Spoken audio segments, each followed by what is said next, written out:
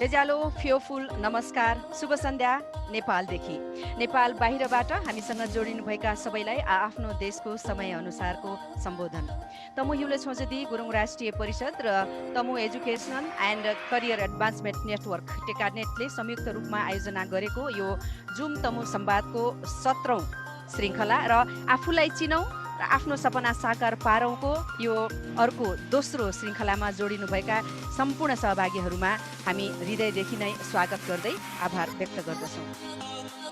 आजको संवादमा प्रतिष्ठित र सम्मानित छात्रवृत्ति पाएर उच्च शिक्षा हासिल गरी आफूले आर्जन गरेको ज्ञान र सिपलाई आफ्नै देशमा प्रयोग गरी सेवा गर्दै र उदाहरणीय बन्दै आउनुभएका तमु समुदायका युवा रोल मोडल ऊर्जाशील र क्रियाशील युवाहरू हाम्रा वक्ताहरू हुनुहुन्छ। आजको यो संवादमा संवादको विशेष उद्देश्य संसारको विभिन्न देशहरूमा 10 जुन बढाउन चाहन्छौँ।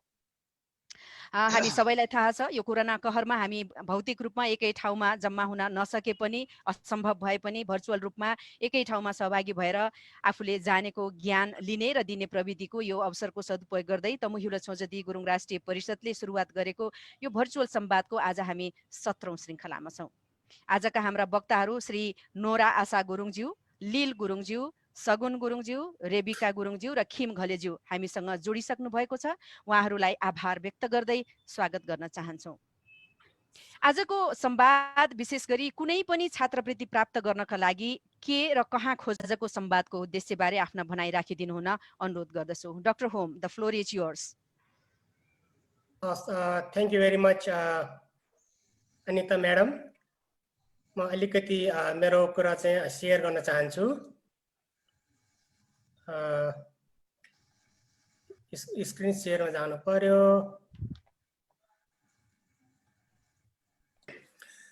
सबैलाई नमस्कार अनि स्वागत तथा अभिवादन। आजको हाम्रो कार्यक्रम विशेष खालको छ। तमु युला र टेकानेटले 29 अगस्तमा जुन कार्यक्रम गरेको थियो त्यो कार्यक्रमको सिलसिलामा आज हामीले यहाँको सामुन्ने दोस्रो पटक फेरि हामी आइरहेको छौँ र खास गरिकन आफूलाई चिनौँ र आफ्नो सपना साकार पारौँ जुन चाहिँ हाम्रो स्लोगन छ। हाम्रो जुन कार्यक्रम छ पहिलोको र आजको मेन उद्देश्य भनेको हाम्रो युवा पिँढीहरूलाई, हाम्रो विद्यार्थी भाइ बहिनीहरूलाई एउटा विद्यार्थी भाइ बहिनीलाई हामीले एजुकेसनको लागि केही राम्रो काम गर्न सक्यौँ भने एउटा पुस्तालाई चाहिँ शिक्षा दिए बराबर हुन्छ। त्यसैले एकदमै महत्त्वपूर्ण छ। 29 अगस्तको हाम्रो जुन कार्यक्रममा चाहिँ यहाँले चाहिँ 2 पेजको समरी टेकानेटको चाहिँ फेसबुक पेजमा पाउन सक्नुहुनेछ। यदि कोही महानुभावलाई त्यो 2 पेजको समरी चाहनुहुन्छ भने यो च्याट बक्समा यहाँले इमेल ड्रप गर्न सक्नुहुनेछ। र यो कार्यक्रम एकदमै पपुलर भयो। हामी सबै लाइक गर्ने हाम्रो चाहिँ फेसबुक सबै साथीहरूलाई हामी धन्यवाद दिन चाहन्छौँ। 23,000 भन्दा बढी भ्यूहरू हामीले चाहिँ पायौँ यस पटकको कार्यक्रम, गत समयको कार्यक्रममा। र त्यसमा जस्तो 1 देखि 5 जना एउटा विद्यार्थी र आफ्नो प्यारेन्ट्स सँगै बसेको र 1 देखि 5 जना। यहाँ म जस्तो हाम्रो यमुना घलेजीको यहाँ म कोट गर्न चाहन्छु। उहाँ आफू लगायत आफ्नो श्रीमान र छोरीसँगै बसेर हेरेको, एकदम इन्जोय गरेको भन्ने कुरा आयो। र साथसाथै हाम्रो दिव्यजीले पनि खास गरिकन हाम्रो 3 जना यङ विद्यार्थीहरू जसमा चाहिँ अबिन्ना, स्नेहा र दृश्य गुरुङ, उहाँहरूको जुन किसिमको प्रेजेन्टेसन थियो एकदम आर्टिकुलेट थियो, एकदम करेक्ट, प्रिसाइज। उहाँ विद्यार्थीहरूले त्यो पुरा फन्डिङ गर्नको लागि विभिन्न स्कलरसिपहरू चाहिँ एक ठाउँमा ल्याएर आफ्नो उद्देश्य पुरा गर्ने गर्छ। र क्राइटेरिया भन्दाखेरि मेरिट बेस सबभन्दा राम्रोले पाउने भयो। अर्को अति आवश्यक, साथसाथै कुनै युनिभर्सिटीमा विद्यार्थीलाई नै टार्गेट गरेको हुन्छ अनि कुनैमा चाहिँ आफ्नो चाहिँ जुन किसिमको चाहिँ काम गरिरहेको छ त्यो कामसँग सम्बन्धित र विभिन्न युनिभर्सिटीले आफ्नै खालको राखेको हुन्छ जुन तपाईँले वेबसाइटमा पाउन सक्नुहुन्छ। र साथसाथै एउटा डाइभर्सिटी जुन चाहिँ विभिन्न आदिवासी जनजातिदेखि लिएर महिलादेखि लिएर सबै छात्रवृत्तिहरू जुन चाहिँ एकदम युनिक छ।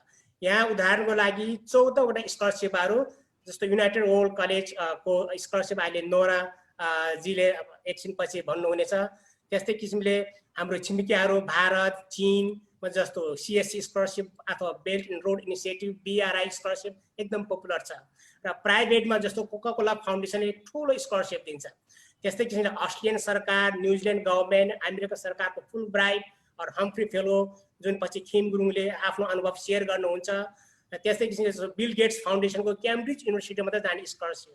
त्यस्तै किसिमले WWF, world bank, Asian development bank र साथसाथै जस्तो फाउन्डेसनबाट जस्तो मेङमा नोटिस शेर्पा स्कलरसिप जुन चाहिँ रेबेका जीले पछि सुनाउने छ। अर्को प्लिज। ओके भाइ बहिनीहरूले मेरो अनुरोध छ तपाईहरुले यो www.scholarsfordeaf.com यो चाहिँ नोट टिप्नु होला। संसारभरिको सबै खालको स्कलरसिपहरुलाई एउटा ड्रोकोमा ल्याएर राखेको छ, एउटा बास्केटमा। सो स्कलरसिप विकासको लागि चाहिँ छात्रवृत्ति भनेको छ स्कलरसिप फर डेभलपमेन्ट। यो वेबसाइट चाहिँ एकदमै महत्त्वपूर्ण छ र तपाईहरुले चाहिँ सित्तैमा फ्रीमा सब्स्क्राइब गर्न सक्नुहुन्छ। जहाँ चाहिँ सब्स्क्राइब गरिसकेपछि हप्ताको 2 चोटि संसारभरि कुन छात्रवृत्तिहरु आइरहेको छ so it will come to your email automatically. त्यसैले तपाईलाई चाहिँ खोज्नै पर्दैन, तपाईको घरमै आइपुग्छ र त्यसको लागि तपाई एकदम भोक लागेको हुनुपर्छ। अर्को प्लिज। ओके म यो भोक लाग्ने कुरोमा चाहिँ यो फोटो चाहिँ कोलोराडो कलेज, अमेरिकाको कोलोराडो कलेजको विद्यार्थीहरु नेपालको हिमाली भेगको वातावरण संस्कृति सिक्ने क्रममा यो 2014 मा हामीले चाहिँ नेपालमा 1 महिनाको कोर्स डिजाइन गरेको थियौं र हामी चाहिँ ठिनी भन्ने गाउँमा चाहिँ पुग्यौं। 5 घण्टा हिँडेपछि मार्फबाट सबै बेसरी भोक लागेको थियो। यो फोटोमा चाहिँ सबैलाई भोक लागेको छ, आफ्नो कुन बेला खाना पाउँछ भनेर यति भोक लागेको छ कि त्यो बेला साध्यै छैन। मलाई पनि 25 वर्षपछि मैले जीवनमा पहिलो पटक फेरि कस्तो लाग्ने रहेछ भनेर मैले थाहा पाएँ कि भोक लाग्ने भन्ने कुरा। त्यसैले यो स्कलरसिप जुन कुरा छ संसारभरि जतासुकै थुप्रै स्कलरसिपहरु छ, तर तपाईलाई स्कलरसिप खोज्नको लागि भोक लागेको छ कि छैन?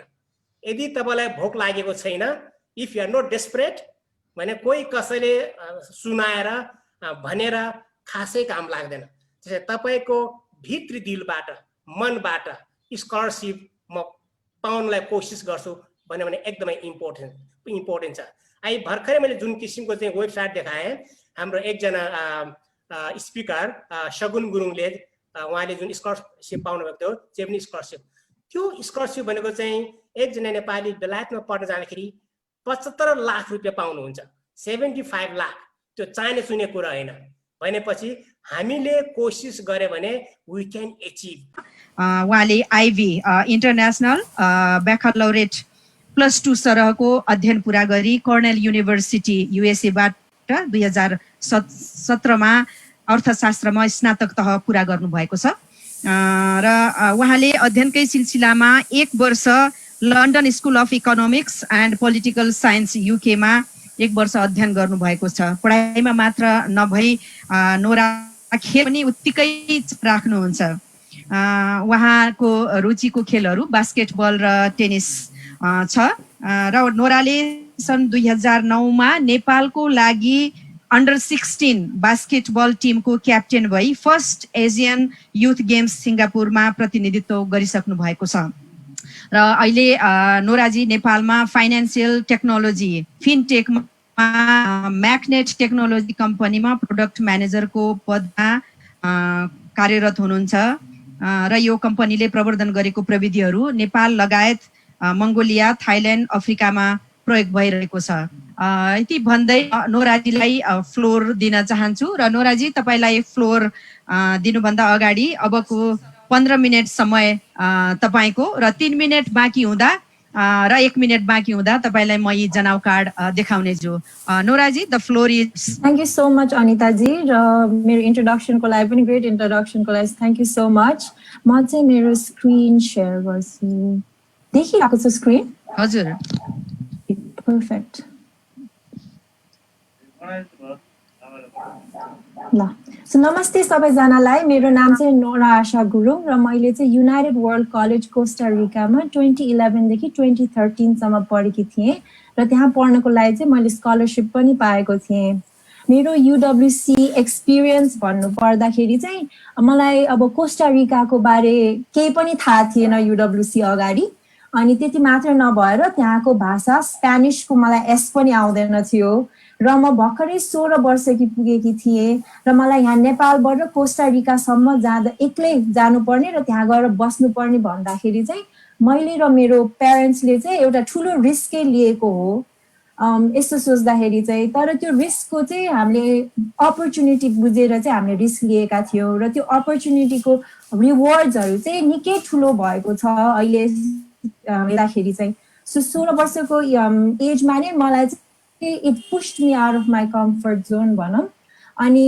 त्योदेखि चाहिँ अहिलेसम्म इट हेज रियली ओपन्ड निकै धेरै डोर्सहरू फर मी करियरमा होस् कलेजमा होस् र मेरो पर्सनल लाइफमा पनि तर त्यति भन्दैमा मलाई थाहा छ कि धेरै मान्छेलाई चाहिँ यो UWC र UWC स्कलरसिपको बारे चाहिँ थाहा छैन भनेर र स्पेसली गुरुङ कम्युनिटीमा चाहिँ धेरै मान्छेलाई थाहा छैन मेरो भाइ र म बाहेक अर्को एकजना गुरुङ मात्र अलमनाइ छ होला UWC को नेपालबाट गएकोमा र त्यो भएर चाहिँ I am really honoured to be given this opportunity and this platform to share about UWC today अनि thank you so much Tamu Hyula and Tecanet for organising so आज चाहिँ मैले UWC भनेको के हो UWCहरूको भ्याल्युज के हो र रिसेन्टली SE ग्रेजुएट गरेको भाइ बहिनीहरूलाई चाहिँ के छ स्कलरसिप अपर्च्युनिटी त्यसको एप्लिकेसन प्रोसेस के हो र त्यसलाई प्रिपेयर गर्नको लागि चाहिँ एक दुईवटा टिप्स दिन चाहन्छु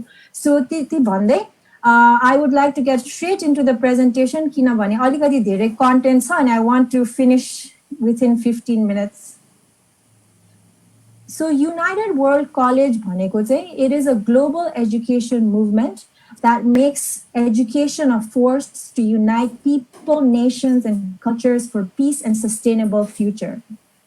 So UWC मा चाहिँ डिफ्रेन्ट ब्याकग्राउन्ड भएको डिफ्रेन्ट वर्गका युथहरूलाई चाहिँ ल्याएर एउटा एङ्गेजिङ इन्भाइरोमेन्ट बनाउन खोजेको छ जहाँ चाहिँ उनीहरूले एकअर्काबाट सिक्न सकुन् एकअर्काको सिमिल्यारिटिज डिफ्रेन्सेसहरू बुझ्न सकुन् र त्यसै गरी चाहिँ एउटा level of cooperation mutual understanding र रिस्पेक्ट लिएर त्यहाँबाट निस्किन सकुन् र सोसाइटीमा चाहिँ चेन्ज ल्याउन सकुन् भनेर चाहिँ UWC चाहिँ 1962 मा एस्टाब्लिस गरिएको थियो the first UWC was UWC Atlantic या वेल्स UK मा र अहिले हेर्दाखेरि देयर आर 18 वटा different UWCs around the world so 1962 मा चाहिँ UWC एटलान्टिक फाउन्ड गरेको थियो भने रिसेन्टली 2019 मा चाहिँ तान्जानियामा UWC फाउन्ड गरेको छ सो कुनै कुनै नयाँहरू छन् कुनै निकै पुराना इन्स्टिट्युसनहरू छन् UWC को नेटवर्कमा चाहिँ अनि युरोप US मा मात्र नभएर अफ्रिका एसिया सबै ठाउँतिर चाहिँ UWC स्कुल्सहरू चाहिँ छ म गएको स्कुल चाहिँ UWC कोस्टारिका यहाँ तल सो यो कोस्टारिका भनेर कहाँ हो भनेर मलाई यो अमेरिकाको तल भनेर पनि थाहा थिएन जाने बेलामा थाहा सेलेक्सन भइसकेपछि बल्ल थाहा भयो र यो दुईटा फोटो चाहिँ म UWC मा हुँदाखेरिको फोटोहरू हो स्पेशली यो वाला चाहिँ अलिकति इन्ट्रेस्टिङ छ किनभने कोस्टारिकाको इन्डिपेन्डेन्स डेको परेडमा हामीले पार्टिसिपेट गर्नु पर्थ्यो र त्यहाँ पार्टिसिपेट गर्दाखेरि चाहिँ हामीले आफ्नो कल्चरल र नेसनल अटायर लगाउनु पर्थ्यो अनि त्यसमा चाहिँ मैले गुरुङ ड्रेस लगाएको थिएँ अनि मैले मेरो साथी यहाँ वेस्टर्न सहाराबाट इन्डियाबाट र बङ्गलादेशबाटका साथीहरूसँग फोटो खिचेकी थिएँ अब यो फोटोबाट हुन्छ कि UWC-मा कहाँबाट स्टुडेन्ट्सहरू आउँछन् भनेर मेरो क्लास स्टुडेन्ट्सहरू थियो हामी अराउन्ड 82 नाइन्सहरूमा चाहिँ 60 डिफ्रेन्ट कन्ट्रिजको थियो so diversity is a very big part of UWC अब यस्तो खालको कल्चरल डाइभर्सिटी र रेशियल डाइभर्सिटी मात्र नभएर चाहिँ सोसियो इकोनोमिक डाइभर्सिटीमा पनि उनीहरूले निकै फोकस गर्छन् so one of the biggest beliefs of UWC चाहिँ के हो भने उसको functions are social उसले एउटा चाहिँ केही पनि रोग हुनु भनेर चाहिँ उनीहरूको बिलिफ छ। त्यो भएर चाहिँ 70% अफ स्टुडेन्ट्स जो चाहिँ UWC कलेजेसहरूमा पढ्छन् उनीहरू चाहिँ कि त फुल्ली ओर पार्शियली फन्डेड हुन्छ। सो स्कलरसिप्सहरू कि त 100% पाएको हुन्छ कि त सम पर्सेन्टेज चाहिँ पाएको हुन्छ based on financial need. So म यो स्कलरसिपको बारे चाहिँ अलिक पछि अलिक डेप्थमा जान्छु, तर UWC कै अब मैले अलिकति त भनिहालेँ त्यसको स्टुडेन्टहरूको कम्पोजिसन, त्यसको लोकेसन, UWC को मिसन भिजनहरूले गरेर चाहिँ UWC चाहिँ अरू प्रोग्रामहरू अरू स्कुलहरू भन्दा अलिकति युनिक छ। त्यति मात्र नभएर उसको त्यहाँ पढाइने एकाडेमिक्स पनि अलिकति युनिक छ। +2 र A लेभल्स जस्तो हामीले जसरी एउटा एकदमै कोर स्ट्रिम लिएर लाइक साइन्स स्ट्रिम ओर कमर्स स्ट्रिम लिएर पढ्छौँ, त्यो बाहेक अलिकति भिन्न टिचिङ मोडल छ वेयर स्टुडेन्ट्सहरूले चाहिँ विभिन्न एरियाबाट चाहिँ उनीहरूले नलेज गेन गर्नै पर्छ, गर्न पाउँछ भन्दा पनि। सो सब्जेक्ट्सहरूलाई चाहिँ यो 6वटा डिफ्रेन्ट क्याटेगोरिजमा बाँडिएको छ। दुईटा चाहिँ ल्याङ्ग्वेज भयो, एउटा चाहिँ मोर सोसल साइन्स बिजनेस साइकोलोजीहरू चाहिँ नम्बर 3 मा पर्छ। नम्बर 4 मा चाहिँ experimental sciences, so biology chemistry फिजिक्सहरू। नम्बर 5 मा चाहिँ म्याथ र नम्बर 6 मा चाहिँ आर्ट्स। सो एउटा स्टुडेन्टले 6वटा सब्जेक्ट लिनुपर्छ र हरेक एउटा ग्रुपबाट चाहिँ एउटा सब्जेक्ट चाहिँ लिनै पर्ने हुन्छ। त्यति मात्र नभएर UWC को यो IB प्रोग्राममा चाहिँ अलिकति होलिस्टिक लर्निङ पनि हुन्छ, जहाँ चाहिँ स्टुडेन्ट्सहरूले एक्सटेन्डेड एसे लेख्नुपर्छ जुन चाहिँ एउटा मिनी थिसिस जस्तो हुन्छ। सो कलेजको लागि अलिक राम्रो प्रिपरेसन पनि हो त्यो चाहिँ।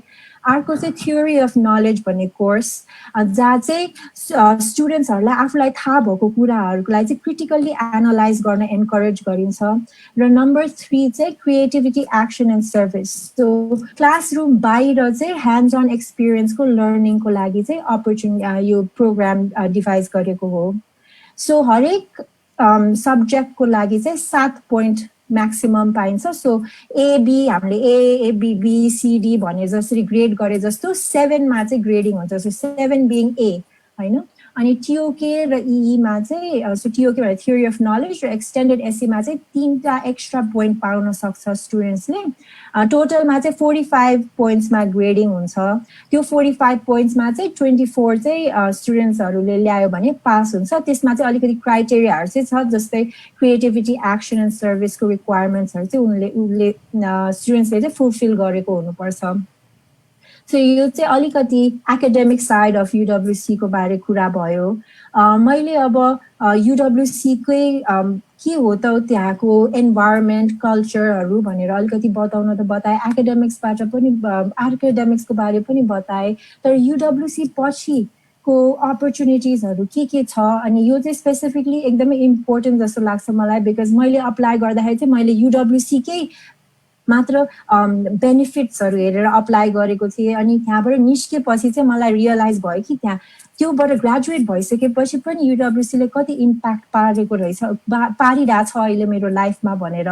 सो नम्बर 1 चाहिँ first thing, you can come back to Nepal and study here after UWC. That is always an option. Second, colleges around the world ma apply garna sakincha. मलाई जतिसम्म लाग्छ because UWC students हरुको चाहिँ अलिकति different experience हरु हुन्छ, उनीहरुको story अलिकति different हुन्छ, त्यो भएर चाहिँ colleges हरुले उनीहरुलाई admissions दिन पनि चाहन्छन्। त्यो भएर admissions दिनको मात्र नभएर scholarship दिन पनि चाहन्छन्। यो चाहिँ especially prevalent US colleges मा चाहिँ यो चाहिँ एकदमै popular छ because US को एउटा 100 colleges को list छ, त्यो colleges मा UWC graduate ले apply गर्यो भने र admissions पायो भने चाहिँ एउटा foundation छ called Davis Foundation. Davis Foundation ले चाहिँ scholarship provide गर्छ.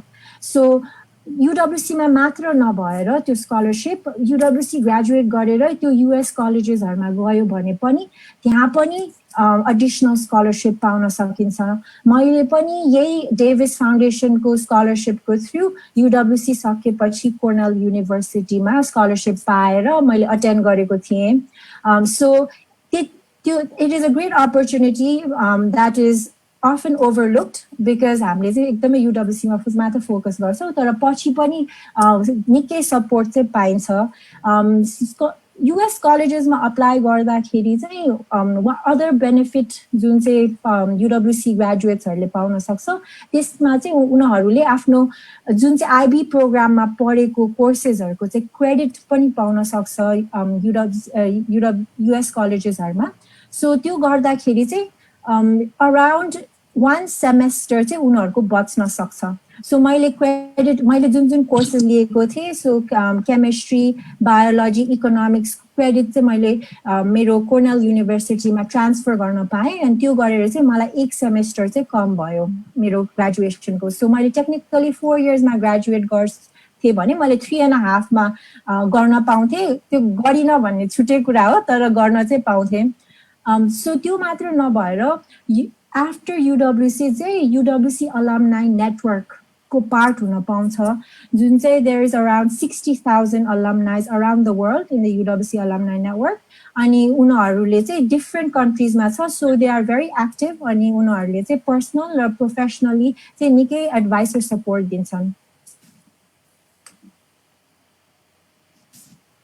सो त्यो चाहिँ UWC को बारे अलिकति भयो स्कलरशिप अपर्चुनिटी चाहिँ के छ भन्दाखेरि चाहिँ फुल र पार्शियल स्कलरशिप छ जुन चाहिँ मैले अघि पनि भने so that can range from for a year like $40,000 to अब पार्शियल त जति पनि हुन सकिहाल्छ तर 2 इयर प्रोग्राम हो सो $80,000 सम्मको फुल स्कलरशिप पाउन सकिन्छ डिपेन्डिङ अन कति चाहिँ ट्युसन छ त्यो कलेजको भनेर यो एप्लिकेसन प्रोसेस चाहिँ अलिकति डिफरेन्ट छ बिकज यु डाइरेक्टली कलेजेसलाई अप्लाई गर्नु भन्दा पनि हरेक कन्ट्रीमा चाहिँ एउटा नेशनल कमिटी हुन्छ सो त्यो नेशनल कमिटीमा चाहिँ अप्लाई गर्नुपर्ने हुन्छ सो नेपालमा नेपाली नेशनल कमिटीमा चाहिँ स्टुडेन्ट्सहरूले अप्लाई गर्छन् अनि कलेजेसहरूले चाहिँ सिट तोकेको हुन्छ हरेक नेशनल कमिटीको लागि सो नेशनल कमिटीले चाहिँ त्यो क्यान्डिडेटको इभ्यालुएसन गरेर उसको फाइनान्शियल निडको अनुसार चाहिँ कलेजेसलाई नोमिनेट गरिदिन्छ अनि त्यसै अनुसार चाहिँ कलेजेसहरू असाइन हुन्छ सो एप्लिकेसन प्रोसेसको एलिजिबिलिटी चाहिँ यहाँ अलिकति मैले लेखिदिएको चाहिँ छु तर त्यति मात्र नभएर प्रोसेस चाहिँ के हो त भन्दाखेरि चाहिँ हाम्रो यहाँ UWC को वेबसाइट नेपालको वेबसाइटमा गएर एप्लिकेसन भर्न सकिन्छ अनलाइन भर्दा पनि हुन्छ डाउनलोड गरेर चाहिँ इमेल गरिदिँदाखेरि पनि हुन्छ यसपालिको एप्लिकेसन डेडलाइन चाहिँ October 15, 2020 हो र यो होल प्रोसेस चाहिँ इट टेक्स 1 इयर सो अहिले अप्लाई गरेर डिफ्रेन्ट स्टेजेस हुन्छ अहिले अप्लाई गर्यो भने अगस्त 2021 मा बल्ल UWC जान पाइन्छ त्यति सो अब त्यो एप्लिकेसनको कुराहरू त धेरै जनालाई अब अनलाइन पनि हेर्न सकिहाल्नुहुन्छ हैन तर कोर्स सिलेक्सन क्राइटेरिया हाम्रो के हो के चाहिँ हामीले खोजिरहेको हुन्छ सिलेक्सन कमिटीले के चाहिँ खोजिरहेको हुन्छ भन्दाखेरि नम्बर 1 चाहिँ intellectual curiosity and motivation so त्यो भन्नाले चाहिँ कतिको जागरुक छ candidate to learn about their community to learn about the world and analyse issues number 2 चाहिँ एक्टिभ कमिटमेन्ट सो आफ्नो बिहेभियर भ्यालुजहरू कतिको इभ्यालुएट गर्छ नम्बर 3 चाहिँ सोशल कम्पिटेन्स सो कतिको अरू मान्छेहरूसँग घुलमिल्न सक्छन् नम्बर 3 चाहिँ resilience, personal responsibility and integrity. So, आफ्नो हेरचाह गर्न सक्छ कि सक्दैन र मोटिभेसन फर UWC भन्नाले चाहिँ अब कतिको UWC को भ्यालुज बुझेका छन् र त्यसलाई कतिको प्यासनेट छ त्यो भ्यालुजहरुको लागि भनेर यसमा एउटा इम्पोर्टेन्ट नोट चाहिँ के राख्न चाहन्छु भने बिकज डिफ्रेन्ट पिपल चाहिँ डिफ्रेन्ट ब्याकग्राउन्डबाट आएको हुन्छ डिफ्रेन्ट क्यान्डिडेट्स सबैजनाको एउटै अपर्च्युनिटिज प्रिभिलेज हुन सकेको प्रिभिलेजेस पाएको नहुन सक्छ तर UWC मा डाइभर्सिटीको चाहिँ एकदमै इम्पोर्टेन्स दिइन्छ सो त्यो भएर को चाहिँ सबसे बेस्ट क्यान्डिडेट हो भनेर इभ्यालुएट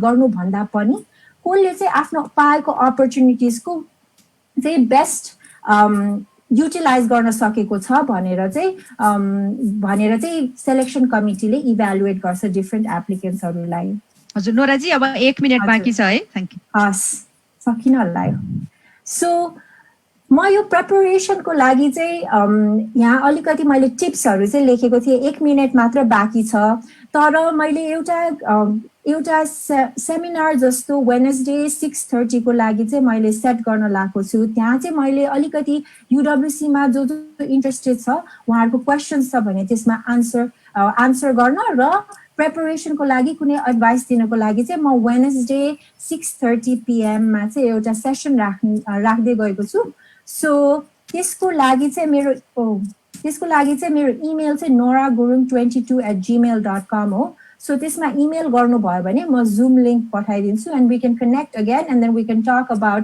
प्रिपरेसनको लागि के गर्दा राम्रो हुन्छ एप्लिकेसन कसरी फर्मुलेट गर्दा राम्रो हुन्छ होला भनेर so thank you so much यहाँ UWC को मैले कन्ट्याक्ट इन्फर्मेसन पनि राखिदिएको छु so you can directly go to their website and learn more about them as well if not मलाई कन्ट्याक्ट गरेर चाहिँ I would love to share more about my experience so thank you so much अनिताजी over to you thank you धेरै धेरै धन्यवाद नोराजीलाई यो विश्वव्यापी रूपमा सञ्जाल रहेको युनाइटेड वर्ल्ड कलेज UWC स्कलरसिपको बारेमा र त्यहाँ पढाइ हुने विषयगत जानकारी विस्तृत रूपमा हामीलाई एकदमै जानकारी दिनुभएकोमा धेरै धेरै धन्यवाद अब हामी आजका अर्का वक्ता समक्ष जान्छौँ आजका हाम्रा अर्का वक्ता हुनुहुन्छ अस्ट्रेलिया अवार्ड्स स्कलर श्री लील गुरुङज्यू अस्ट्रेलिया अवार्ड्स मा चाहिँ आजको प्रस्तुतिमा उहाँले छात्रवृत्तिको अवसर र छात्रवृत्तिको तयारी र छात्रवृत्तिका फाइदाहरूका बारेमा उहाँको प्रस्तुति केन्द्रित रहनेछ लिलजीलाई फ्लोर दिनुभन्दा अगाडि उहाँको पनि म छोटो परिचय स्लाइड्स सेयर गरेर दिन चाहन्छु लिलजी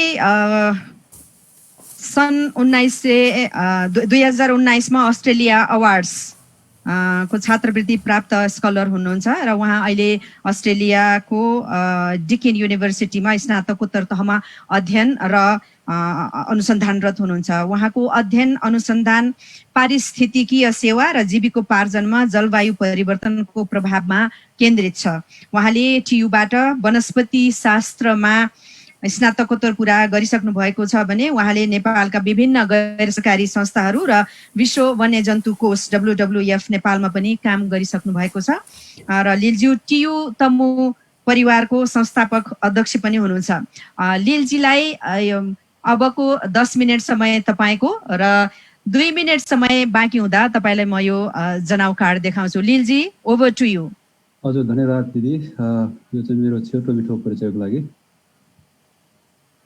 ओके यो देख्नुहुन्छ हजुर देख्नु भएको छ है पर्फेक्ट ओके ल छादल सबै तमुमै सानो तमुमै ग लील गुरुङ र गै नासा चिल नासा सिक्लेछ र ग तीनवा डिकिन युनिभर्सिटी अस्ट्रेलिया र अस्ट्रेलिया अवार्ड स्कलरसिप यही खेनबु र जस्ता पहिला तमु युला छजदी गुरुङ राष्ट्रिय परिषद र टिकनेडे मिथेवा प्रथेवा ताना चिबुमे धेरै ले थब धन्यवाद बु खास गरी तिम्रो जो अवसर फेरि अब हुन त म चाहिँ अब अलि यो नेपालीमै के अरे गुरुङ भाषामै चाहिँ अब न्युकी जस्तो लागिरहेको थियो तर पनि अब सायद धेरैजनालाई फेरि यो गुरुङ भाषाको समस्या हुनसक्छ त्यही हिसाबले चाहिँ मैले नेपालीमा दिँदैछु र त्यसको लागि चाहिँ अनुमति चाहे र मैले चाहिँ अब मेरो प्रस्तुति खास गरी चाहिँ एउटा तीनवटा थिममा चाहिँ रहनेछ र मैले त्योभन्दा अगाडि एउटा अङ्ग्रेजीको चाहिँ एउटा भनाइबाट सुरु गरेँ त्यो भनाइ के छ भने success is where preparation and opportunity meet त्यो भनेको चाहिँ तपाईँको सफलता त्यहाँ हुन्छ जहाँ तपाईँको तयारी र चाहिँ अवसरको भेट हुन्छ है त्यसले गर्दाखेरि हामीसँग चाहिँ अहिले हामी अवसरको कुरा गर्दैछौँ अब सफलता प्राप्त गर्नको लागि तपाईँले कस्तो खालको तयारीहरू गर्नुपर्छ भन्ने बारे मेरो चाहिँ प्रस्तुति रहनेछ र त्यही अनुसार चाहिँ मैले मेरो चाहिँ प्रेजेन्टेसन 3टा भागमा चाहिँ मैले चाहिँ बाँडेको छु र त्यसमा तपाईँको 1 नम्बरमा चाहिँ अवसर अहिले विशेष गरी म चाहिँ अस्ट्रेलिया अवार्ड स्कलरसिपको बारे चाहिँ भन्दैछु र तयारीको हिसाबले चाहिँ त्यो अवार्ड स्कलरसिप चाहिँ प्राप्त गर्नको लागि हामीले कस्तो खालको तयारी गर्नुपर्छ के के कुरामा ध्यान दिनुपर्छ र मेरो अनुभवहरू पनि म सेयर गर्छु र त्यसपछि तपाईँको यो अवसर र तयारीलाई चाहिँ राम्रोसँग तयारी गरेर तपाईँ यदि सफल हुनुभयो भने त्यसको फाइदाहरू के छन् त भन्ने हिसाबले मेरो प्रस्तुति त्यसमा रहनेछ यो चाहिँ यो मैले यो अवसरको कुरा गर्दैछु, खास गरी विशेष गरी यो चाहिँ Australia award scholarship. Australia award scholarship के हो भनेर भन्नु पर्दाखेरि विशेष गरी चाहिँ यो अस्ट्रेलिया सरकारबाट चाहिँ दिने तपाईँको चाहिँ विशेष गरी यो अन्तर्राष्ट्रिय स्तरको चाहिँ यो प्रतिष्ठित चाहिँ यो स्कलरसिप हो है। र विशेष गरी चाहिँ तपाईँको छ हामी जस्तै नेपाल जस्तै विकासोन्मुख देशबाट जो हाम्रो जो चाहिँ आफ्नो देशको लागि देशको चाहिँ तपाईँको सामाजिक र आर्थिक विकासमा योगदान दिन सक्ने व्यक्तिहरूलाई चाहिँ उहाँहरूको चाहिँ क्षमता सिपलाई अभिवृद्धि गराएर विशेष गरी चाहिँ यो अस्ट्रेलियामा यो चाहिँ विश्व स्तरको चाहिँ अन्तर्राष्ट्रिय स्तरको चाहिँ शिक्षा प्रदान गरेर त्यसपछि फेरि आफ्नै देशमा फर्केर आफ्नो देशको सेवा गर्ने त्यो उद्देश्यले चाहिँ यो स्कलरसिप चाहिँ दिएको हो। र त्यसमा चाहिँ खास गरी हामीलाई मास्टर डिग्री पनि दुईटा छ। एउटा चाहिँ मास्टर डिग्री बाई कोर्स छ र अर्को चाहिँ मास्टर डिग्री बाई रिसर्च छ। अहिले मैले चाहिँ गरिरहेको भनेको मास्टर डिग्री बाई रिसर्च है। यो टोटल्ली चाहिँ तपाईँको लगभग पिएचडीको चाहिँ फर्मेट हुन्छ। खासै क्लास चाहिँ एटेन्ड गर्नु पर्दैन र सुपरभाइजरहरू हुनुहुन्छ प्रोफेसरहरूको चाहिँ मुनि रहेर चाहिँ काम गर्नुपर्ने हुन्छ। र त्यसमा पनि फेरि के छ भने अस्ट्रेलिया अवार्ड स्कलरसिपले सबै विषयलाई चाहिँ समेटेको छैन, विशेष गरी चाहिँ केही विषयहरू चाहिँ समेटेको छ। तपाईँले अलिकति ध्यान दिनु होला यसमा। खास गरी चाहिँ कुन चाहिँ क्षेत्र अध्ययनको लागि चाहिँ यसले चाहिँ प्राथमिकता दिएको छ भने यसको चाहिँ आर्थिक विकास, त्यसपछि तपाईँको शिक्षा, स्वास्थ्य, त्यसपछि तपाईँको चाहिँ सामाजिक लैङ्गिक समानता र सामाजिक समावेशीकरण, डिसेबिलिटी व्यवस्थापन, त्यसमा विशेष गरी त्यसमा तपाईँको चाहिँ यो जलस्रोत व्यवस्थापनमा यसले चाहिँ बढी चाहिँ महत्त्व दिन्छ र त्योसँग सम्बन्धित विषयहरूलाई यसले चाहिँ प्राथमिकता दिएको छ। र यो चाहिँ कहिले खुल्छ भन्दाखेरि प्रत्येक वर्ष फेब्रुअरी 1 देखि लिएर चाहिँ 30 अप्रिलसम्म चाहिँ यो खुल्छ है। त्यही भएको हुनाले चाहिँ यो अहिले आजको यो कार्यक्रम एकदमै चाहिँ राइट टाइममा छ। हामी एकदमै यो अहिले यो उचित समयमा भएको छ, किनभने एटलिस्ट तपाईँले 6 महिनाभन्दा अगाडि चाहिँ यो चाहिँ तयारी गर्दा अझ तपाईँले चाहिँ त्यसलाई चाहिँ यो सफलता प्राप्त गर्न सक्नुहुन्छ। किनभने तपाईँले यदि हामीले समयमै भनाइ छ नि एउटा समयमै चाहिँ हामीले पुरा सुरु गऱ्यो भने पुग्न सकिन्छ, तर ढिलो गऱ्यो भने भन्न सकिँदैन भने जस्तै यदि तपाईँले अलिक चाँडै नै चाहिँ सुरु गर्नुभयो भने तपाईँ पक्का पनि यो चाहिँ अवसर प्राप्त गर्नलाई चाहिँ यसमा चाहिँ केही सम्भावना रहन्छ। र सबभन्दा पहिला चाहिँ तपाईँले चाहिँ एप्लाई कुनै चाहिँ यो स्कलरसिप चाहिँ एप्लाई गर्नको लागि चाहिँ तपाईँले यसको चाहिँ न्यूनतम योग्यताहरू के छन् भनेर चाहिँ तपाईँले हेर्नुपर्ने हुन्छ।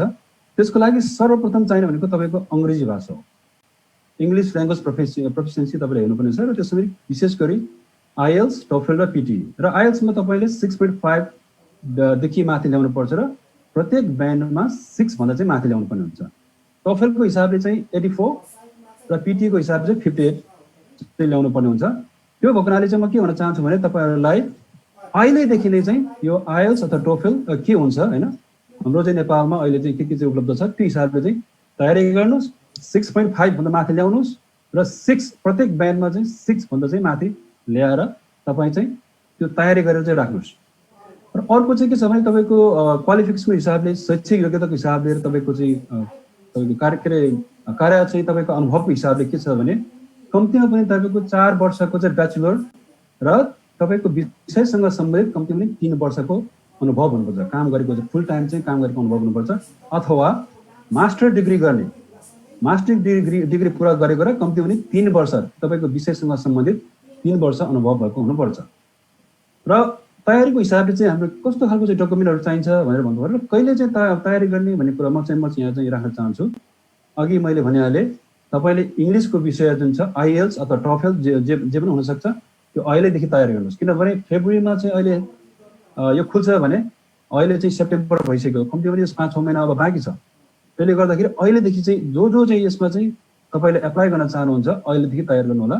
तपाईँले यो इङ्ग्लिसको चाहिँ ल्याङ्ग्वेज चाहिँ अहिलेदेखि तयार गर्नुहोस्। र अर्को चाहिँ यो रिसर्च प्रपोजल हुन त यो चाहिँ मास्टर बाई कोर्स चाहिँ यदि लिने हो भने तपाईँलाई चाहिँ यो रिसर्च प्रपोजल चाहिँदैन है। र अर्को चाहिँ सिभी, तपाईँको चाहिँ बायोडाटा चाहिँ तपाईँले बनाउनु पर्ने हुन्छ, तयारी गर्नुहोस्, अहिलेदेखि तयार गर्दा राम्रो हुन्छ। र अर्को चाहिँ रिसर्च, मास्टर बाई रिसर्चको लागि चाहिँ अर्को के छ भने तपाईँले तपाईँको सम्भावित चाहिँ यो सुपरभाइजरहरूसँग चाहिँ कुरा गर्नुपर्छ, अस्ट्रेलियामा प्रोफेसरहरूसँग कुरा गर्नुपर्ने हुन्छ। र त्यसमा पनि अहिले के छ भने अहिले गुगल बाबा हुनुहुन्छ है, प्रत्येक पटक तपाईँले चाहिँ गुगलमा चाहिँ गयो भने त्यो तपाईँले देख्न सक्नुहुन्छ। तपाईँले फाइन्ड अ रिसर्च सुपरभाइजर भनेर चाहिँ इन अस्ट्रेलिया भनेर चाहिँ तपाईँले टाइप गरेर सर्च गर्नुभयो भने विभिन्न युनिभर्सिटीको चाहिँ सम्भावित तपाईँसँग सम्भावित प्रोफेसरहरूको चाहिँ तपाईँले प्रोफाइल चाहिँ हेर्न सक्नुहुन्छ है। र तपाईँको फिल्ड तपाईँको इन्ट्रेस्ट मिलेर चाहिँ उहाँ प्रोफेसरहरूको चाहिँ इन्ट्रेस्ट मिल्ने चाहिँ मिलाएर चाहिँ तपाईँले तपाईँको सिभी जुन रिसर्च प्रपोजल तपाईँले तयार गर्नुहुन्छ त्यो सेयर गर्ने, इमेल लेख्ने, इन्ट्रेस्ट अफ चाहिँ तपाईँको एक्सप्रेसन अफ इन्ट्रेस्ट भन्छ नि, तपाईँले चाहिँ म यो विषयमा चाहिँ म के अरे अनुसन्धान गर्न चाहन्छु, तपाईँले चाहिँ मलाई चाहिँ सहयोग गर्नुहुन्छ अथवा तपाईँ मेरो सुपरभाइजर बन्नुहुन्छ भने हिसाबले चाहिँ तपाईँले जब तपाईँले चाहिँ उहाँको प्रोफाइलहरू हेरिसकेपछि र तपाईँ र उहाँको इन्ट्रेस्ट इच्छा मिलेपछि तपाईँले चाहिँ उहाँलाई इमेल लेख्नुहोस्, तपाईँको सिभी र चाहिँ तपाईँको चाहिँ रिसर्च प्रपोजल। र त्यसपछि धेरै टाइम लाग्छ फेरि यसमा, किनभने धेरै चाहिँ सुपरभाइजरहरू पहिला नै अलरेडी प्याक हुन्छ, धेरै सुपरभाइजरहरू। कुनै कुनै चाहिँ मसँग फन्ड छैन, मसँग पैसा छैन, त्यो भएको हुनाले चाहिँ तपाईँले चाहिँ म सक्दिनँ भन्ने खालको कुरा आउँछ। त्यसले गर्दाखेरि वेट गर्नुपर्छ है, समय लाग्छ। त्यसले गर्दाखेरि सुरुमै अलिकति चाहिँ समय लिएर चाहिँ यो गर्नुहोस्। तर यो चाहिँ मैले जुन भनिरहेको छु यो चाहिँ यदि मास्टर बाई रिसर्च गर्दै हुनुहुन्छ भने त्यसको लागि एप्लाई गर्दै हुनुहुन्छ भने त्यो चाहिन्छ, नत्र भने मास्टर बाई कोर्सको लागि चाहिँ तपाईँलाई यो चाहिँदैन। र अर्को भनेको रेफरी रिपोर्ट जुन चाहिँ सिफारिस पत्रहरू पनि चाहिन्छ है, यो पनि समय लाग्छ। तपाईँले चाहिँ के छ भने एउटा चाहिँ एकाडेमिक शैक्षिक चाहिँ हिसाबले तपाईँको चाहिँ पहिला मास्टर डिग्री गर्नुभएको छ भने अथवा चाहिँ तपाईँले ब्याचलर डिग्री गर्नुभएको थियो भने तपाईँको चाहिँ कलेज या चाहिँ युनिभर्सिटीको चाहिँ कुनै टिचरसँग चाहिँ तपाईँले चाहिँ अथवा तपाईँ त्यहाँको डिपार्टमेन्ट हेडसँग चाहिँ तपाईँले त्यो चाहिँ रिपोर्ट लिन पर्ने हुन्छ भने अर्को चाहिँ भनेको चाहिँ तपाईँको काम गर्दै हुनुहुन्छ भने एउटा चाहिँ प्रोफेसनल रिपोर्ट चाहिन्छ है। दुईवटा चाहिँ त्यो भनेको मास्टर बाई कोर्सको लागि। तर मास्टर बाई रिसर्च चाहिँ गर्ने हो भने दुईवटा एकाडेमिक चाहिन्छ, शैक्षिक दुईवटा रेफ्री र एउटा चाहिँ तपाईँको प्रोफेसनल है। त्यो हुनाले अहिले म के भन्न चाहन्छु भने तपाईँहरू अहिलेदेखि तपाईँको सम्बन्धित अब युनिभर्सिटी हुनुहुन्छ भने तपाईँको सम्बन्धित चाहिँ तपाईँको प्रोफेसरहरूसँग चाहिँ राम्रो लिङ्क राख्नुहोस्। काममा चाहिँ तपाईँको चाहिँ हाकिमहरूसँग पनि राम्रो चाहिँ सम्बन्ध राख्नुहोस्। त्यसले गर्दा पछि तपाईँलाई यो रेफ्री रिपोर्ट चाहिँ माग्नको लागि धेरै सजिलो हुन्छ है। र अर्को भनेको चाहिँ डेभलपमेन्ट इम्प्याक्ट प्लान भनेको खास गरी तपाईँले के पढ्न चाहनुहुन्छ र त्यसपछि के चाहनुहुन्छ र त्यसपछि तपाईँले यो चाहिँ नेपालमा फर्केपछि त्यसलाई कसरी चाहिँ कार्यान्वयन गर्ने हिसाबले चाहिँ त्यो प्लान गर्नुपर्ने हुन्छ।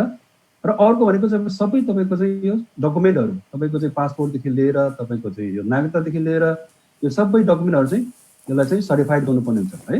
र अर्को कुराहरू तपाईँले वेबसाइटमा जानुहोस्, यहाँ चाहिँ मैले वेबसाइट दिएको छु। 2 मिनेट बाँकी छ है। हजुर हजुर, मेरो सिद्धिला त्यो चाहिँ यो वेबसाइटमा चाहिँ जानु होला, धेरै कुराहरू चाहिँ यहाँबाट पनि थाहा हुन्छ है। र यो के फाइदा छ भने खास गरी चाहिँ यो सबै फुल ट्युसन फी तपाईँले चाहिँ पढ्नको लागि सबै चाहिँ यो ट्युसन फीहरू चाहिँ यसले चाहिँ जोड दिन्छ। तपाईँको चाहिँ अब यो विश्व स्तरको चाहिँ अन्तर्राष्ट्रिय स्तरको चाहिँ शिक्षा तपाईँले प्राप्त गर्न सक्छ। तपाईँको बस्ने खानेहरू सबै फ्री हुन्छ। अहिले कोभिडमा विशेष गरी अहिले हेर्ने हो भने आफ्नै पैसामा आएकाहरू अहिले धेरै गाह्रो छ बिचरा। तर हामीलाई ढुक्क छ किनभने खाने बस्ने तपाईँको चाहिँ युनिभर्सिटीको फीहरू सबै जोडिदिन्छ होइन। त्यसले गर्दाखेरि यो एकदमै चाहिँ तपाईँलाई चाहिँ कुनै टेन्सन हुँदैन है। र अन्तमा चाहिँ म के भन्न चाहन्छु भने यो चाहिँ सारांशमा भन्नुपर्दाखेरि तपाईँले विश्व स्तरको चाहिँ शिक्षा प्राप्त गर्न चाहनुहुन्छ भने अस्ट्रेलिया अवार्ड स्कलरसिप त्यसमा एप्लाई गर्नुहोस्। र नेपाल फेरि तपाईँले यहाँ चाहिँ शिक्षा हासिल गरिसकेपछि नेपालमा फर्केर योगदान दिन चाहनुहुन्छ भने मात्र तपाईँले एप्लाई गर्नुहोस्। नत्र भने अस्ट्रेलिया आएर यतै बस्छु भन्ने खालको हिसाबले हो भने यो मिल्दैन फेरि है। त्यसले गर्दाखेरि पढ्ने यहाँ चाहिँ तपाईँको शिक्षा हासिल गर्ने, नेपालमा फर्केर फेरि नेपालको चाहिँ आर्थिक र सामाजिक क्षेत्रमा सेवा गर्ने।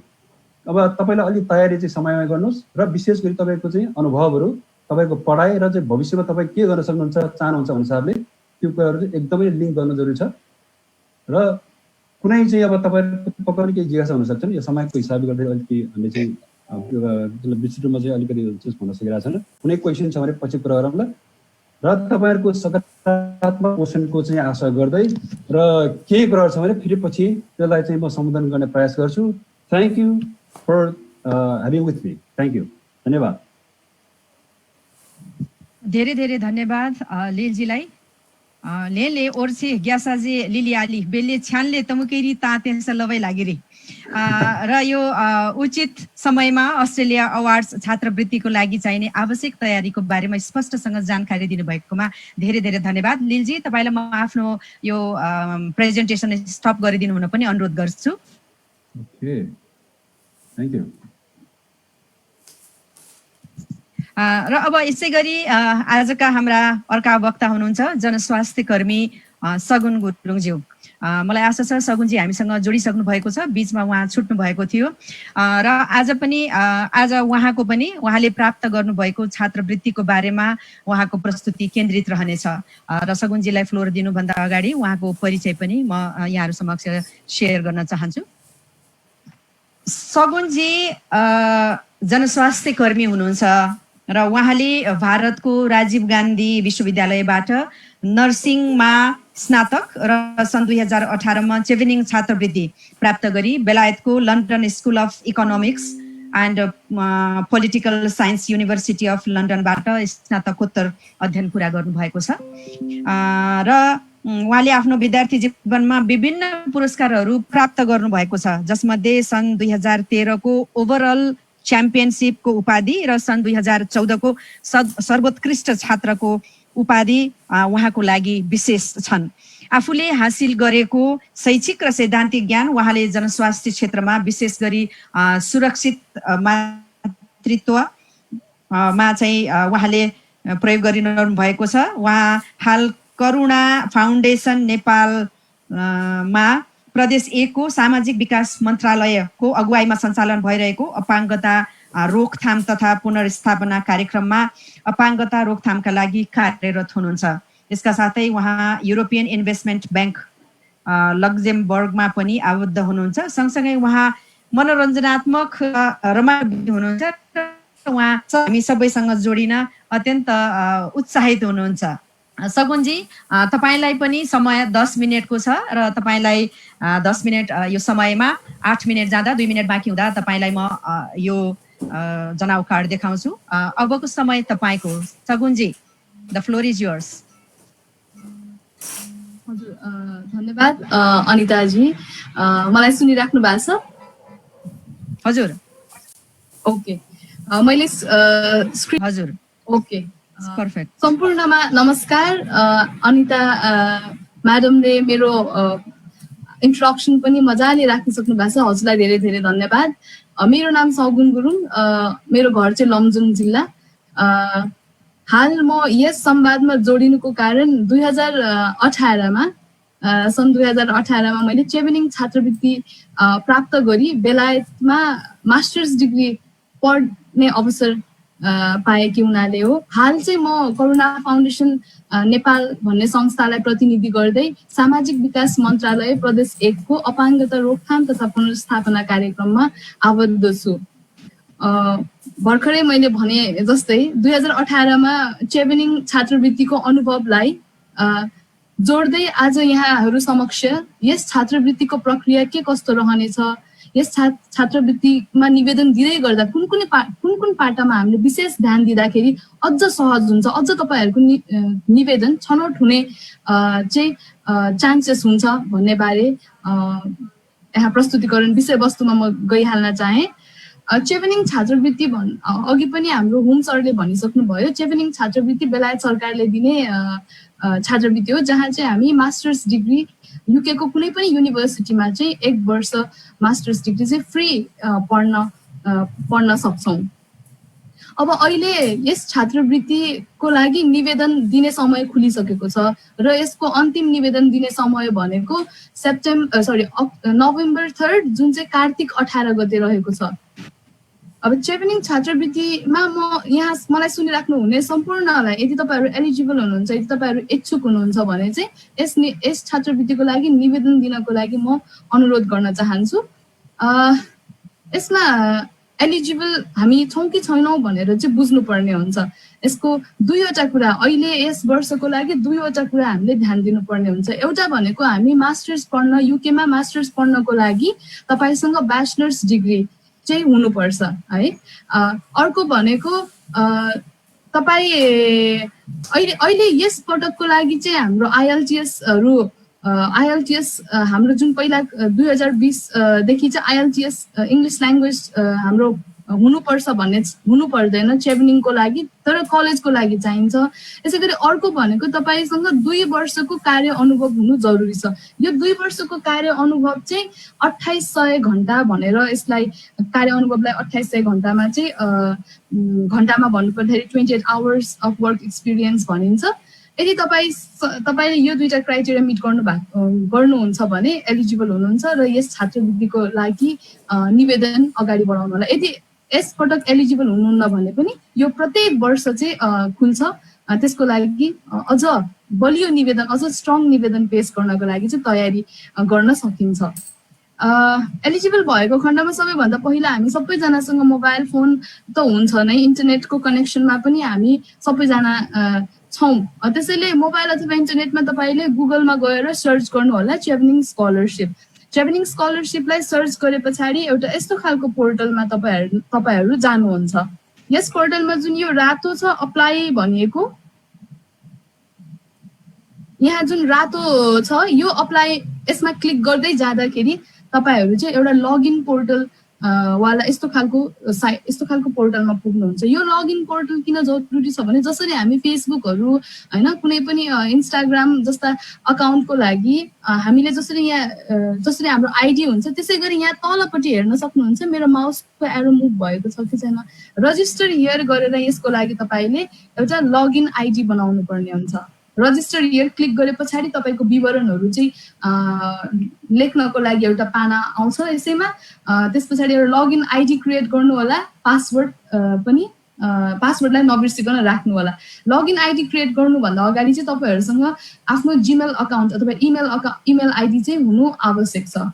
म चाहिँ के पनि भन्न चाहन्छु भने लगइन पोर्टल बनाउँदै गर्दाखेरि यो यहाँ तपाईँहरूले देख्न सक्नुहुन्छ यो स्टार्ट बटन, यहाँनिर तपाईँहरूले बुकमार्क गरेर यो पेजलाई चाहिँ बुकमार्क गर्नुभयो भने नेक्स्ट टाइम तपाईँले सजिलै यसलाई यो पेजमा तपाईँहरू सजिलै जान सक्नुहुन्छ। मैले एकदमै छोटो छोटो डिटेल कुराहरूलाई जुन चाहिँ विशेष छ त्यसमा चाहिँ फोकस गरेँ, किनभने मैले आफ्नो अनुभवलाई जोडेकी हुनाले मलाई यो कुराहरू पनि थाहा थिएन। तपाईँले अब लगइन गर्नुहुन्छ, यसमा तपाईँले आफ्नो इमेल आइडी राखेर पासवर्ड राखेर लगइन गर्ने बित्तिकै तपाईँको लागि अब बल्ल निवेदन फारम आउँछ। निवेदन फारममा पनि विभिन्न पाटाहरू हुन्छन्, जस्तै तपाईँको व्यक्तिगत विवरण, पर्सनल डिटेल्स हैन, पर्सनल इन्फर्मेसन हुन्छ, तपाईँको शैक्षिक विवरण, तपाईँको कार्य अनुभव, अनि त्यसमा दिनुपर्ने निवेदन अथवा एसेज भन्छौँ, एसेज, अनि जुन रेफरेन्स लेटर अनि एजुकेसनल डकुमेन्ट्स जस्ता कुराहरूको विभिन्न पाटोहरू तपाईँले त्यहाँनिर कम्प्लिट गर्नुपर्ने हुन्छ। अहिले कम्प्लिट गर्नुपर्ने हुन्छ भन्दै गर्दाखेरि जुन नोभेम्बर 3 कार्तिक आउँदै गरेको कार्तिक 18 सम्ममा सबै कम्प्लिट गरिसक्नु पर्दैन। तपाईँले निवेदन पेश गर्ने बेला चाहिँ के कुरा कम्प्लिटली त्यहाँ फुल भनुपर्छ भने तपाईँको व्यक्तिगत विवरण, शैक्षिक विवरण, कार्य अनुभव र एसे, यी 4वटा कुराहरूलाई चाहिँ तपाईँले कम्प्लिटली क्लियरली चाहिँ त्यहाँनिर भर्नुपर्ने हुन्छ। अर्को के हुन्छ भने कहिलेकाहीँ यो लगइन पोर्टल यो खुले पछाडि चाहिँ तलपट्टि 2टा अप्सन्स हुन्छ, एउटा सेभ हुन्छ अनि सबमिट हुन्छ। तपाईँको कम्प्लिट नभएसम्म सबमिट नगर्नु होला। तपाईँले आज खोल्नुहुन्छ, आज केही कुराहरू एन्ट्री गर्नुहोस्, जस्तै तपाईँले आज पर्सनल डिटेल्स तपाईँसँग आधी घन्टा छ पुरै भ्याउनुहुन्न, पर्सनल डिटेल्स हाल्नु, त्यसलाई सेभ गर्नु, लगआउट गर्न सक्नुहुन्छ। फेरि भोलि या पर्सि अरू कुनै दिन गएर तपाईँले अरू इन्फर्मेसनहरूलाई चाहिँ हाल्दै सेभ गर्न सक्नुहुन्छ। त्यसरी लगइन पोर्टलमा चाहिँ केही फिलअप गर्ने बित्तिकै अब लगआउट गरे पछाडि चाहिँ यो सबमिटै नहुने हो कि भन्ने पनि दुविधा आएको खण्डमा त्यस्तो हुँदैन। त्यसलाई तपाईँले सेभ गरेर बिस्तारै सबमिट गर्न सक्नुहुन्छ। यही निवेदनमा चाहिँ मैले के भन्न चाहेँ भने निवेदनमा आफ्नो डिटेल्सहरू राख्दै गर्दाखेरि 2-3वटा कुराहरूमा हामीले एकदमै ध्यान दिनुपर्ने हुन्छ। पहिलो कुरा भनेको चाहिँ हाम्रो कार्य अनुभव। सगुनजी अब 2 मिनेट बाँकी। कार्य अनुभवलाई चाहिँ तपाईँले एकदमै क्लियरली एकदमै विशेष ध्यान दिएर राख्नु होला। साथसाथै तपाईँले छनौट गर्ने तपाईँको कोर्स हैन, त्यो कोर्सको कुराहरूलाई पनि राख्नु होला। अर्को भनेको डिक्लेरेसन हुन्छ। डिक्लेरेसनमा तलपट्टि यस अर नो भन्ने मात्र अप्सन हुन्छ। त्यो अप्सनमा तपाईँले एन्सर दिनुभन्दा अगाडि एकदमै मजाले ती बुदाहरूलाई मजाले पढेर समय लिएर मात्र डिक्लेरेसन पट्टि जानु होला। यसै गरी एसे चाहिँ एकदमै ठुलो भूमिका खेल्छ। एसे लेख्नखेरि तपाईँले त्यो एप्लिकेसन पोर्टलमा नै त्यही पाटोमा नै गएर एसे कम्प्लिट गर्नु पर्दैन। यसलाई छुट्टै वर्ड डकुमेन्टमा पनि आफ्नो एसे तयार गर्न सक्नुहुन्छ। तपाईँ कागजमै पनि आफ्नो पेपर्समा पनि लेखेर लास्टमा सबमिट गर्नु भन्दा अगाडि चाहिँ तपाईँले त्यहाँ फिलअप गर्न सक्नुहुन्छ। एसेमा एकदमै धेरै ध्यान दिनु होला। एसेले कहाँनिर हिट गर्छ भने तपाईँहरूले सबमिट गर्ने निवेदन चाहिँ एलिजिबिलिटी क्रस भइसके पछाडि एउटा रिडिङ कमिटीले चाहिँ त्यसलाई पढेको हुन्छ। तपाईँहरूले पठाउनु भएको निवेदनहरूलाई एक एक गरेर हेर्नुहुन्छ। त्यहाँनिर तपाईँहरूको एसेहरू र अरू कुराहरूलाई पनि सँगसँगै राखेर चाहिँ ऱ्याङ्किङ र स्कोरिङ हुन्छ। त्यस पछाडि तपाईँहरूको ऱ्याङ्किङ र स्कोरिङ एम्बेसीलाई सम्बन्धित एम्बेसीमा पुगेको हुन्छ। अनि त्यसैको आधारमा चाहिँ तपाईँ अर्को फेजमा जाने कि नजाने भनेर चाहिँ यो रिडिङ कमिटी पार हुन एकदमै जरुरी छ। त्यहाँनिर तपाईँको एसे स्ट्रङ हुनु पनि एकदमै जरुरी छ। यसै गरी तपाईँहरू आफ्नो डकुमेन्ट्सहरूको बारेमा नआत्तिनु होला। अहिले सुरुमा तपाईँहरूले डकुमेन्ट्सहरू पेश गरिहाल्नु पर्दैन। जब तपाईँहरूलाई इन्टरभ्यूको लागि बोलाइन्छ त्यस बेला चाहिँ तपाईँहरूले डकुमेन्ट्सहरू अपलोड गर्ने समय, डकुमेन्ट्सहरू रेफरेन्सहरू अपलोड गर्ने टाइम हुन्छ। त्यस पश्चात इन्टरभ्यू भनेको चाहिँ एउटा यस्तो फेज हो जुन चाहिँ तपाईँले अलरेडी पठाउनु भएको तपाईँले अलरेडी पठाउनु भएको निवेदन जुन छ त्यो निवेदन वर्डमा तपाईँले लिखित रूपमा जानु भएको छ भने तपाईँ व्यक्तिगत फेस टु फेस चाहिँ त्यसलाई कसरी प्रेजेन्ट गर्नुहुन्छ भन्ने कुरा जोडिएको हुन्छ। यी कुराहरूमा विशेष ध्यान दिनुभयो भने मलाई लाग्छ पक्कै पनि तपाईँहरूले यस छात्रवृत्तिलाई पाउन सक्नुहुन्छ। र मेरो आज यहाँ आएर यसरी भन्नुको भूमिका पनि धेरैभन्दा धेरै व्यक्तिहरूले चाहिँ यस छात्रवृत्ति लाई ग्रहण गर्दै आफ्नो मास्टर्स डिग्री युकेमा पढ्ने मास्टर्स डिग्रीको सपना साकार गर्नलाई थोरै भए पनि सहज हुन्छ भनेर। यसै गरी युनिभर्सिटी अफर लेटर जुन छ युनिभर्सिटी अफर पनि तपाईँहरूले यो चेभनिङ स्कलरसिपलाई अप्लाई गर्दा युनिभर्सिटीलाई पनि छुट्टै एडमिसनको लागि अप्लाई गर्नुपर्ने हुन्छ। यसको लागि पनि अहिले तुरुन्तै नोभेम्बर 3 मै गर्नुपर्छ भन्ने छैन। यसलाई पनि तपाईँले यसको लागि पनि समय हुन्छ। यति भन्दै मैले एउटा फेरि पनि डेडलाइन रिमाइन्ड गर्न चाहे। कार्तिक 18, 2077 नोभेम्बर 3, 2020 चाहिँ डेडलाइन रहेको छ। प्लिज यसमा तपाईँहरू एप्लिकेसन दिनु होला। Best of lock. मैले यहाँनिर सघाउनुभन्दा अगाडि अघि पनि हाम्रो होम सरले राख्नु भएको थियो scholarsfordev.com भनेर। त्यो चाहिँ मेरो आफ्नो अनुभवसँगै मैले स्कलरसिप कहाँ पाइन्छ, के पाइन्छ, चेभनिङ के हो भनेर मलाई केही पनि थाहा थिएन। मैले स्कलर्स फर डेभ गुगलमा कताबाट स्कलरसिप टाइप गर्दाखेरि यो मैले डिस्कभर गर्न अघि नै भनिहाल्नु भयो यो कस्तो खालको ठुलो हब हो भनेर। र मैले स्कलरसिप अप्लाई गर्दाखेरि म खोटाङ जिल्लामा कार्यरत थिएँ। त्यहाँनिर आइएल्स क्लास वा कुनै पनि क्लास लिने सम्भावना नहुँदाखेरि मैले अनलाइन आइएल्स लिएकी थिएँ। यो ielslease.com भन्ने कम्युनिटी एकदमै हेल्पफुल हुन्छ। यसलाई नोट गर्नु होला। र यदि आज एकदमै समय छोटो भएको हुनाले मैले एकदमै यसलाई रन गरेँ। अझै पनि डिटेल्समा अझै पनि केही सपोर्ट या इन्फर्मेसन चाहिन्छ भने मेरो इमेल एड्रेसमा रिच गर्न सक्नुहुन्छ। धेरै धन्यवाद। धेरै धन्यवाद सगुनजीलाई। अत्यन्त प्रतिष्ठित यो चेभनिङ छात्रवृत्तिका बारेमा चाहिने योग्यताको बारेमा अति सरल भाषामा हामीलाई जानकारी दिनुभएकोमा र आज हामी अत्यन्त हर्षित पनि छौँ। किनभने यो छात्रवृत्तिको तयारी हुने समय आएको हुनाले हामीले उपयुक्त समयमा यो कार्यक्रम राखेका रहेछौँ भनेर पनि हामीलाई अब अहिले आएर थाहा भयो। त्यसैले यहाँहरू सबैजनालाई धेरै धन्यवाद।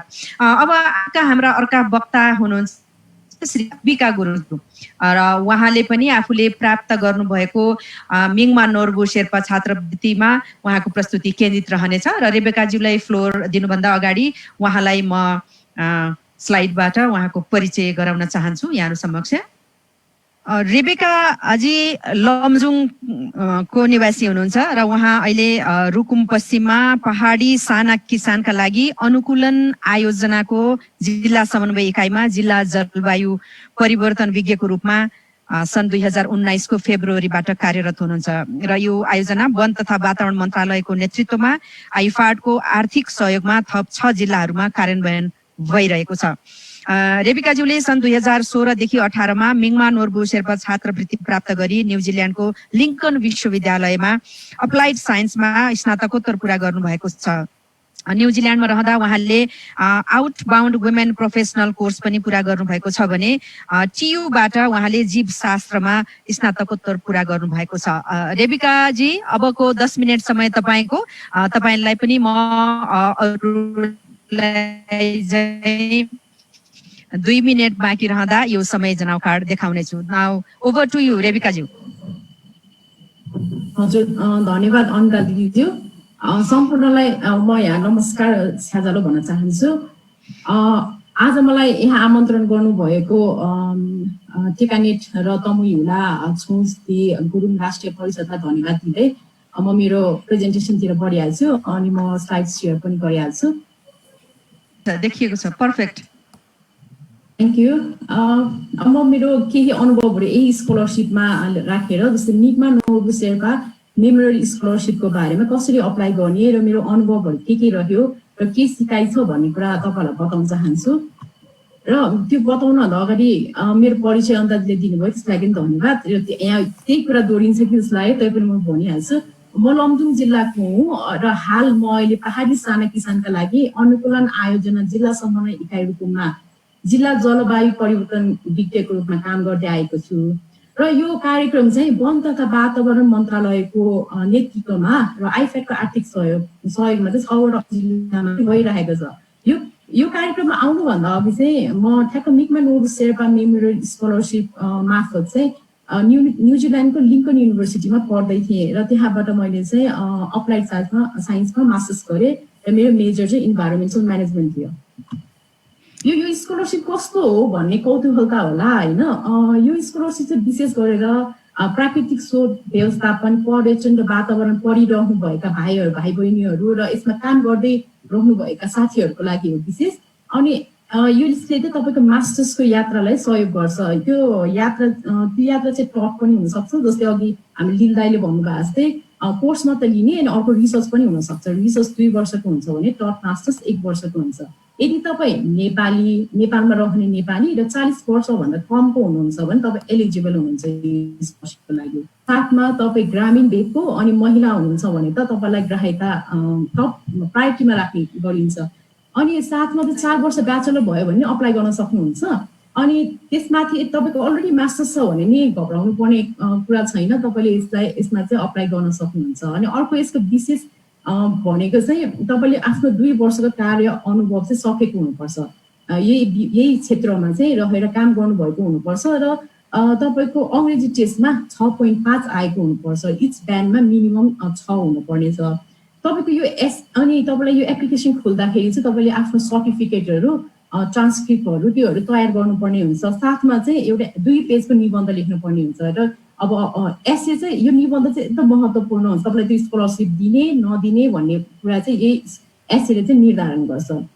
यो एसए चाहिँ मेरो पालामा चाहिँ मैले यो वातावरणमा काम गर्दा मेरो यात्राको बारेमा, पढाइहरूको बारेमा के कस्तो थियो भनेर मलाई लेख्न त्यो एसएमा दिएको थियो। यो फरक पनि हुनसक्छ है।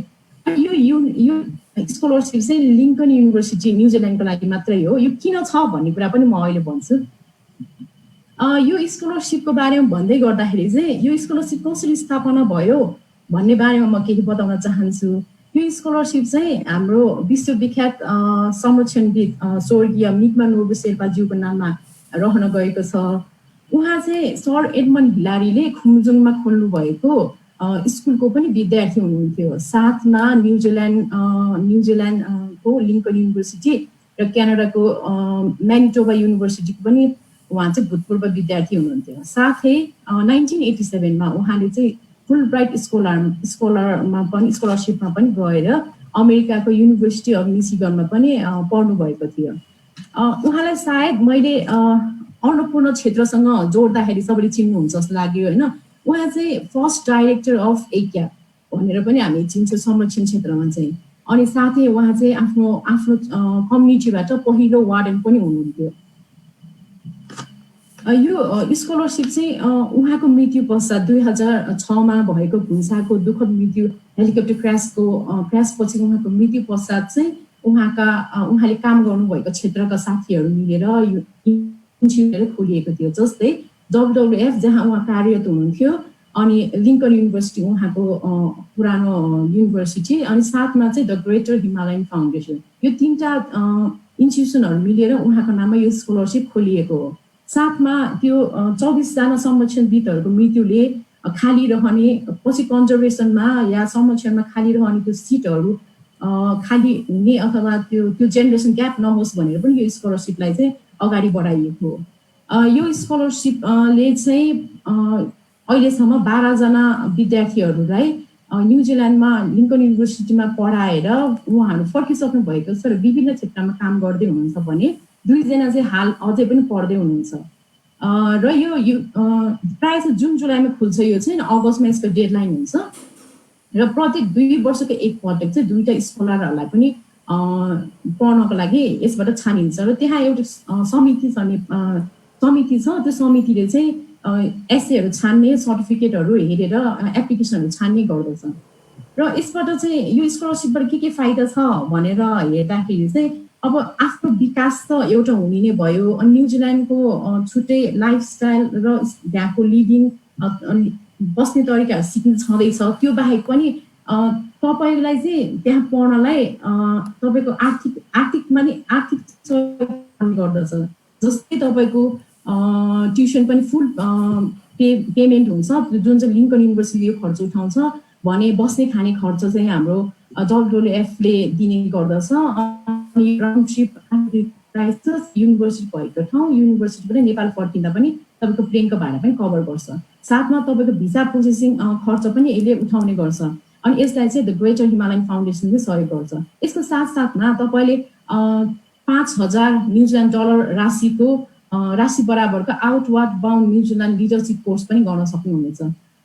साथै तपाईँ एसिया न्युजिल्यान्ड फाउन्डेसनको नेटवर्कमा पनि जोडिन सक्नुहुन्छ। अनि त्यसपछि त मिग्मा नोर्बु शेर्पाको साथीहरूसँग, विगतका साथीहरूसँग र यस्ता मेन्टरहरूसँग पनि जोडिन सक्नुहुनेछ। र मेरो यात्रा चाहिँ कसरी नोर्बु शेर्पा स्कलरसिपसँग, मेमोरियल स्कलरसिपसँग जोडिन पुग्यो भनेर बुझ्न चाहनुहुन्छ भने मेरो पढाइको ब्याकग्राउन्डमा जाउँ होइन। अनि मैले चाहिँ पृथ्वीनारायण क्याम्पसबाट BSc गरेको थिएँ जुलोजीमा, अनि त्यसपछि TU-मा आएर मैले मास्टर्स सकेँ। TU-मा पढ्दै गर्दाखेरि चाहिँ मैले PP बायो प्रोग्राम भन्ने एउटा कार्यक्रममा भाग लिन पाएको थिएँ। अनि त्यो कार्यक्रममा भाग लिँदै गर्दाखेरि कसरी वातावरण र मानिसहरू कसरी बसेका छन् त भन्ने कुरा चाहिँ मलाई नजिकबाट बुझ्ने मौका पायो। अनि पछि काम गर्दै गर्दा पनि विभिन्न क्षेत्रहरूमा काम गर्दै गएँ। जस्तै स्याङ्जा पर्वत र कास्की चाहिँ मेरो एरिया थियो पहिला काम गरेको। अनि घाचोकहरूमा काम गर्दै गर्दाखेरि कसरी त यो ह्युमन डाइमेन्सनको नजरिए कसरी इन्भाइरोमेन्ट हेर्ने, इन्भाइरोमेन्ट ठुलो कि ह्युमन डाइमेन्सन ठुलो भन्ने कुराले मलाई चाहिँ एकदम खलबलायो मेरो माइन्डलाई चाहिँ। अनि त्यो हेर्दै गर्दाखेरि यसको बारेमा पढ्नुपर्छ है भन्ने त्यतिखेर चाहिँ मलाई यो प्यासन आयो। अनि त्यसपछि म अन्तमा चाहिँ यो स्कलरसिप मार्फत न्युजिल्यान्ड गएर पढ्न सफल भएँ। र के भन्न चाहन्छु भने यो स्कलरसिप तयारी गर्दै गर्दाखेरि चाहिँ मैले एउटा स्कलरसिप मात्रै हेरिनँ, अरू स्कलरसिपहरू पनि राखेको थियो पर्सपेक्टिभमा। जस्तै चिफनिङ र ड्याड अनि मिग्मा नोर्बु शेर्पा स्कलरसिप, यो 3टा स्कलरसिपलाई तयार गर्दै गर्दा मैले 1 वर्षमा एउटा स्कलरसिपमा अप्लाई गर्दै गरेँ, 3टालाई एकैचोटि चाहिँ गरिनँ। अनि मैले पहिलोचोटि सुरुमा त सिभनिङ सुरु गरेँ, अनि त्यसपछि ड्याड सुरु गरेँ। सिभनिङले मलाई चाहिँ इन्टरभ्यूसँग बोलायो, अनि त्यसपछि म पालिएँ। अनि ड्याडले मलाई सर्टलिस्ट नै गरेन। तर म चाहिँ भन्न चाहन्छु हिम्मत नहार्नुहोस्, तपाईँले चाहिँ त्यो एक न एक दिन पुरा गर्न सक्नुहुन्छ। So please never give up भन्न चाहन्छु। र मैले गरेको कामहरूको सिकाइहरूमा चाहिँ अर्को के महत्त्वपूर्ण रह्यो भने कुनै पनि एप्लिकेसनहरू त हुँदै हुन्छ भने 1 वर्ष अगाडि सुरु गर्नुहोस् है भन्न चाहन्छु। अनि जस्तै यसमा चाहिँ सबभन्दा उदाहरण चाहिँ एसे नै हो। मैले चाहिँ एसे चाहिँ यो 3टै स्कलरसिपमा एसे लेख्दाखेरि दीपिका बहिनी 2 मिनेट बाँकी छ है। हस्, थ्याङ्क यू दिदी। अनि यो एप्लिकेसन लेख्दै गर्दाखेरि मैले आफ्नो अनुभवहरू पनि राख्दै अझ थप जान पाएँ, अनि त्यसलाई अझ परिष्कृत गर्दै ल्याउन पाएँ। त्यसले गर्दा नि मलाई एसे लेख्न एकदम सघाउ पुग्यो। त्यस कारण म पनि तपाईँलाई चाहिँ एसे अर्ली स्टार्ट गर्नुहोस् भन्न चाहन्छु। अनि अर्को रह्यो इङ्ग्लिस टेस्ट। इङ्ग्लिस टेस्ट त गरेर राख्नु भएको छ भने तपाईँलाई चाहिँ एकदम सजिलो हुन्छ। जस्तै अघि हामी लिल दाइले भन्नुभयो जस्तै अपर्च्युनिटी आउँछ, तपाईँले त्यो इङ्ग्लिस टेस्टको प्रयोग गर्न सक्नुहुन्छ र एप्लिकेसन बुझाउन सक्नुहुन्छ। अनि अर्को एकदम मेरो अनुभवको कुरा चाहिँ अर्को चाहिँ त्यो प्रिभियस अवार्डीहरू हुनुहुन्छ भने चाहिँ उहाँहरूसँग फोन गर्नुहोस्, सम्पर्क गर्नुहोस्, अथवा अहिले त सामाजिक सञ्जाल फेसबुक मार्फत कुरा गर्नुहोस्, उहाँहरूलाई सोध्नुहोस् कसरी के गर्ने भन्ने बारेमा र यति कुरा भन्दै म मेरो कुरा टुङ्ग्याउन चाहन्छु र यसको बारेमा अझै फर्दर इन्फर्मेसन चाहिएको छ भने मेरो इमेल एड्रेस यहाँ राखेको छु gurungrebecca@gmail.com यसमा पनि सोध्न सक्नुहुनेछ र त्यसमा अझै प्रोसेसिङहरू लाग्ने कुरा पनि छन् यो समयको पाबन्दी सबै कुरा राख्न सकिन्न त्यो कुरामा पनि भन्न जिरो हुनेछ मलाई अनि आज यसै कार्यक्रम मार्फत पनि फेरि पनि म हाम्रो स्वर्गीय मितमा नोबु शेर्पाज्यूको परिवारलाई धन्यवाद दिन चाहन्छु द ग्रेटर हिमालयन फाउन्डेसन परिवार स्कलरसिप सेलेक्सन कमिटी परिवार लिङ्कन युनिभर्सिटी न्युजिल्यान्ड परिवार र WWF परिवार र यति भन्दै म कुराहरू यही टुङ्ग्याउन चाहन्छु धन्यवाद धेरै धेरै धन्यवाद रेबिका गुरुङज्यूलाई यो सुन्दर प्रस्तुतिका लागि प्लिज तपाईँको यो प्रेजेन्टेसन पनि स्टप गरिदिनु होला र यहाँले जुन छात्रवृत्ति पाउनुभयो मिङमा नोर्बु शेर्पा छात्रवृत्तिका बारेमा चाहिने योग्यताको बारेमा एकदमै पूर्ण जानकारी दिनुभएकोमा यहाँलाई धेरै धेरै धन्यवाद अब हामी आजका हाम्रा अन्तिम वक्ता कहाँ आइपुगेका छौँ आजका हाम्रा अन्तिम वक्ता हुनुहुन्छ last but not the least Humphrey फेलोका अवार्डी श्री खिम घलेज्यू र खिम घलेज्यूलाई फ्लोर दिनुभन्दा अगाडि म फेरि उहाँको परिचयको लागि म स्लाइड सेयर गर्न चाहन्छु यो हाइलाइट्स टुरिज्मका सम्पादक हुनुहुन्छ र हाइलाइट्स टुरिज्म नेपालको पर्यटन क्षेत्रको प्रवर्धन गर्ने मुख्य उद्देश्य राखेर स्थापना गरिएको एउटा संसार गृह हो यसले पर्यटकीय गन्तव्य तथा प्रोडक्टको बारेमा डकुमेन्ट्रीहरू बनाउने फिचर ब्लग तथा गाइड बुकहरू प्रकाशन प्रसारण गर्ने काम गर्दछ साथै पर्यटकीय क्षेत्रहरूको विकास र प्रवर्धनको योजनाहरू बनाउन र कार्यान्वयनमा सघाउँछ खिम घलेज्यू प्रभावशाली मिडिया कान्तिपुर दैनिकमा अनलाइन सम्पादक हुनुहुन्थ्यो र उहाँ कान्तिपुर दैनिकमा करिब 2 दशक उहाँसँग कान्तिपुर दैनिकमा करिब 2 दशक काम गरेको अनुभव छ उहाँले सन् 2015 देखि 16 सम्म हम्फ्रे फेलोको रूपमा संयुक्त राज्य अमेरिकाको युनिभर्सिटी अफ मेरील्यान्डमा मिडिया उद्यमशीलता तथा अनुसन्धानमूलक पत्रकारिता विषयको अध्ययन गर्नुभएको हो त्यसक्रममा उहाँले नेपाली मिडियाको अवस्था लगायतका विषयमा थुप्रै कक्षाहरू लिनुका साथै प्रस्तुति दिनुभएको थियो भने अन्तर्राष्ट्रिय स्तरको बैठक तथा सम्मेलनमा भाग लिनुभएको थियो आदिवासी जनजाति पत्रकार महासंघ फोनिजलाई पुनर्स्थापना गर्ने मध्येका एक खिम घलेज्यू फोनिजका पूर्व अध्यक्ष पनि हुनुहुन्छ यो संस्थाले आदिवासी संस्थाहरू र मिडियाको बीचमा पुलको काम गर्छ करिब 2500 भन्दा धेरै सदस्यता रहेको यो संस्थाले आदिवासी जनजाति पत्रकारहरूको क्षमता अभिवृद्धिको लागि पनि काम गर्छ उहाँ सन् 2008 मा संयुक्त राष्ट्र संघीय मानवाधिकार सम्बन्धी उच्च आयुक्तको मुख्यालय स्विजरल्यान्डको जेनेभामा फेलोको रूपमा 4 महिना रहनु भएको थियो सन् 2007 सालमा स्थापित लमजुङको पहिलो सामुदायिक रेडियो मर्साङ्गीका संस्थापक पनि हुनुहुन्छ खिम घलेज्यू खिम घलेज्यू तपाईलाई पनि समय 10 मिनेट छ र 2 मिनेट बाँकी रहँदा म तपाईलाई यो जनाउ कार्ड देखाउँछु now the floor is yours Khim घलेज्यू नमस्कार सबैजनालाई नाम खिम घले हो म धेरै धन्यवाद दिन चाहन्छु अनिता दिदी अनि तमुयुला छोजदी र टेकानेटलाई मेरो यो अनुभवहरू शेयर गर्ने अवसर दिनुभएकोमा म यहाँ स्लाइडको लागि जान चाहन्छु हम्फ्रे फेलोशिप हो तर म हम्फ्रे फेलोशिपमा पर्टिकुलरली एकदमै त्यसमा मात्रै फोकस हुन भन्दा पनि अमेरिकी सरकारको नेपालीहरूको लागि अमेरिकी सरकारले सञ्चालन गरिरहेको स्कलरशिपहरूको बारेमा अलिकति बताउन चाहन्छु किनभने हम्फ्रे फेलो चाहिँ मिड करियर प्रोफेसनलहरूको लागि हो तर अझै विद्यार्थीहरूको लागि चाहिँ अरू धेरै स्कलरशिपहरू छ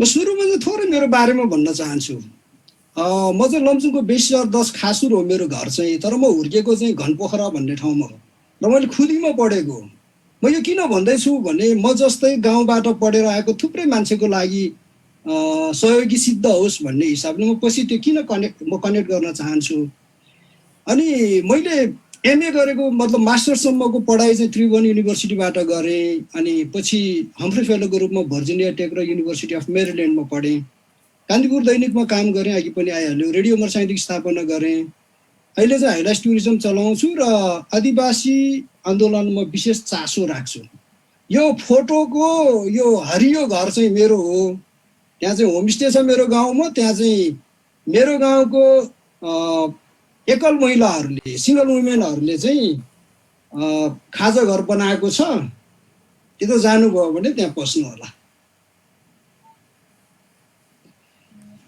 नेपालमा अमेरिकी सरकारले चलाउने स्कलरसिपहरूको बारेमा चाहिँ तपाईँले युसेफ नेपाल fulbright.org.np यो चाहिँ fulbright.org.np मा पाइन्छ। यो धेरै इन्फर्मेसन चाहिँ म चाहिँ यहाँ एकदमै छोटोमा मात्रै बताउन चाहन्छु। यसमा 5 वटा स्कलरसिप र फेलोसिपको बारे चाहिँ म छोटकरीमा भन्न चाहन्छु। पहिलो चाहिँ यो अपर्च्युनिटी फन्ड्स प्रोग्राम भन्ने छ। यो चाहिँ खास गरेर अमेरिकाको युनिभर्सिटीहरूमा स्कलरसिप हन्ट गर्ने विद्यार्थीहरूको लागि, कलेजहरूमा पढ्न जान चाहने विद्यार्थीहरूको लागि चाहिँ प्रिपेरेसनको लागि दिइने फन्ड हो। जस्तो जो मान्छे आइएल्स गर्न सक्दैन, टोफेल गर्न सक्दैन, स्कलरसिप पायो, युनिभर्सिटीमा ट्युसन फीदेखि बस्नेसम्म पायो, तर नेपालमा गर्ने जुन तयारी हुन्छ त्यो चाहिँ गर्न नसक्ने हालतमा छ भने त्यो दिने हो। त्यो कारणले यो चाहिँ मलाई इम्पोर्टेन्ट छ जस्तो लाग्छ। अर्को चाहिँ ग्लोबल अन्डर ग्रेडको छ। यो चाहिँ अमेरिकी पढाइ र सिस्टमसँग जोडिने एउटा उपाय हो, जसले गर्दा चाहिँ तपाईँले फर्दर स्कलरसिपहरूको लागि हन्ट गर्न पाउनुहुन्छ, जहाँ चाहिँ तपाईँलाई 1 सेमेस्टरको लागि मात्र दिइन्छ। अब चाहिँ म यो फुल स्कलरसिपको कुरा गर्छु। यो चाहिँ फुलब्राइट स्कलरसिपको कुरा हो। यो एकदमै अब प्रेस्टिजियस छ, जसको लागि चाहिँ धेरै मान्छेले ग्लोबल्ली नै एप्लाई पनि गरिरहेको हुन्छ। यो चाहिँ मास्टर्सको लागि पाइन्छ र यो चाहिँ फुल पेड स्कलरसिप भएको हुनाले यो धेरै राम्रो छ। अर्को चाहिँ यो फुलब्राइटकै हो, तर पोस्ट डक्टरल र कलाकारहरूको लागि दिइन्छ। यो चाहिँ सर्ट टर्मको हुन्छ, रिसर्च र कलाकारहरूको लागि उनीहरूको कामलाई इन्हान्स गर्ने खालको हुन्छ। यो लास्टको 5औं नम्बरको चाहिँ मैले एटेन्ड गरेको फेलोसिप हो। यो चाहिँ खास गरेर मिड करियर प्रोफेसनल्स भन्छ, 3 वर्षभन्दा माथि काम गरिसकेको र तपाईँसँग चाहिँ लिडरसिप पोजिसनमा जान सक्ने धेरै सम्भावना छ भन्ने अनुभूत भयो, तपाईँको एसेहरूले त्यो प्रमाणित गर्यो भने यो फेलोसिप, यो स्कलरसिप पाउन सक्छ। तर यसको लागि चाहिँ यो सबैको बारेमा म सिङ्गलमा एकदम डिटेलमा नजाने हुँदा फुलब्राइट नेपाल.org.np मा जानुभयो भने यसको डिटेल पाउनुहुन्छ। त्यो कारणले त्यसलाई हेर्नु होला। फुलब्राइट कमिसनको नेपालमा भएको अफिसको नाम जसले फेसिलिटेट गर्छ त्यसको नाम चाहिँ हामी छोटकरीमा युसेफ भन्छौँ, युनाइटेड नेसन एजुकेसन फाउन्डेसन हो। यो चाहिँ यसले चाहिँ हामीले धेरैचोटि सुन्छौँ नि यो ब्रिटिस काउन्सिल भनेर, त्यस्तै गरेर धेरै सेवाहरू दिन्छ। त्यो मध्ये चाहिँ मलाई मन परेको, म एटेन्ड त गरेको छैन मैले यो कक्षाहरू, तर डिस्क्रिप्सनहरूमा र अरूले भनेको कुरामा मलाई मन परेको चाहिँ यो विशेष कक्षाहरू जहाँ चाहिँ एडभाइजिङ सेसनहरू हुन्छ एभ्री फ्राइडे। अनि त्यहाँ लाइब्रेरी छ, त्यो लाइब्रेरीमा त म पनि गएको छु। त्यसमा चाहिँ युएस एजुकेसन सिस्टमको बारे, त्यहाँ जानलाई आवश्यक तयारीहरूको बारेमा एकदमै राम्रो काउन्सिलिङहरू पाउँछ। यो कारणले गर्दा तपाईँको नहिचकिचाइकन युसेफको अफिसमा जानुभयो, तपाईँ युसेफको अफिस कहाँ छ भनेर डिरेक्सन खोज्ने हो भने गुगल गर्नुभयो पाइहाल्नुहुन्छ, युसेफ नेपाल गर्नुभयो भने। त्यो कारणले गर्दा त्यहाँ जानुभयो भने तपाईँले धेरै किसिमको अपर्च्युनिटिजहरूको बारेमा, युएसमा पाउने अपर्च्युनिटिज त्यसको बारेमा धेरै कुराहरू थाहा पाउनुहुन्छ। र त्योभन्दा अगाडि मैले त्यो अघि भनेको वेबसाइटमा जानुभयो भने यसले के सर्भिस प्रोभाइड गर्छ, तपाईँलाई के आवश्यक छ भन्ने कुरा चाहिँ थाहा पाइन्छ। मैले जुन फेलोसिपमा गएँ त्यसको बारेमा छोटकरीमा बताउन चाहन्छु। यो चाहिँ मैले अघि नै भने यो खास गरेर पेसाकर्मीहरूको लागि हो, 45 वर्षभन्दा तलको र 3 वर्ष काम गरिसकेको मान्छेहरूको लागि दिइन्छ। मास्टर्स डिग्री चाहिँ नेसेसरी नै हो। यसको चाहिँ 3वटा उद्देश्य छ बेसिकल्ली। एउटा चाहिँ अमेरिकी एकाडेमिक जुन युनिभर्सिटीहरूमा पढाउने एजुकेसनमा तपाईँलाई पढाउने। दोस्रो चाहिँ नेतृत्व विकास गराउने, त्यसमा चाहिँ लिडरसिप कोर्सहरू हुन्छ र सञ्जाल निर्माण गर्ने, नेटवर्किङमा चाहिँ यसमा एकदमै धेरै फोकस गरिएको हुन्छ। यो 3वटा विषयमा पनि तपाईँले 2टा भागमा बाँड्न सक्नुहुन्छ, एकाडेमिक कोर्सेस र लिडरसिप र नेटवर्किङलाई। अब यो चाहिँ बेसिकली यो फेलोसिपको उद्देश्य चाहिँ 2टालाई बराबर दिए हुन्थ्यो भन्ने हुन्छ, तर तपाईँले यसमा छान्न सक्नुहुन्छ। मैले किन त्यसो भनेको भने तपाईँ चाहिँ एकाडेमिक कोर्समा जाने हो भने तपाईँ क्रेडिट लिएर पढ्न सक्नुहुन्छ। त्यसको लागि युनिभर्सिटी जुन युनिभर्सिटीमा तपाईँ जानुहुन्छ त्यो युनिभर्सिटीमा कुराकानी गर्ने, तपाईँको एडभाइजरहरूसँग कुराकानी गर्ने, अनि तपाईँले क्रेडिटको कोर्स लिने।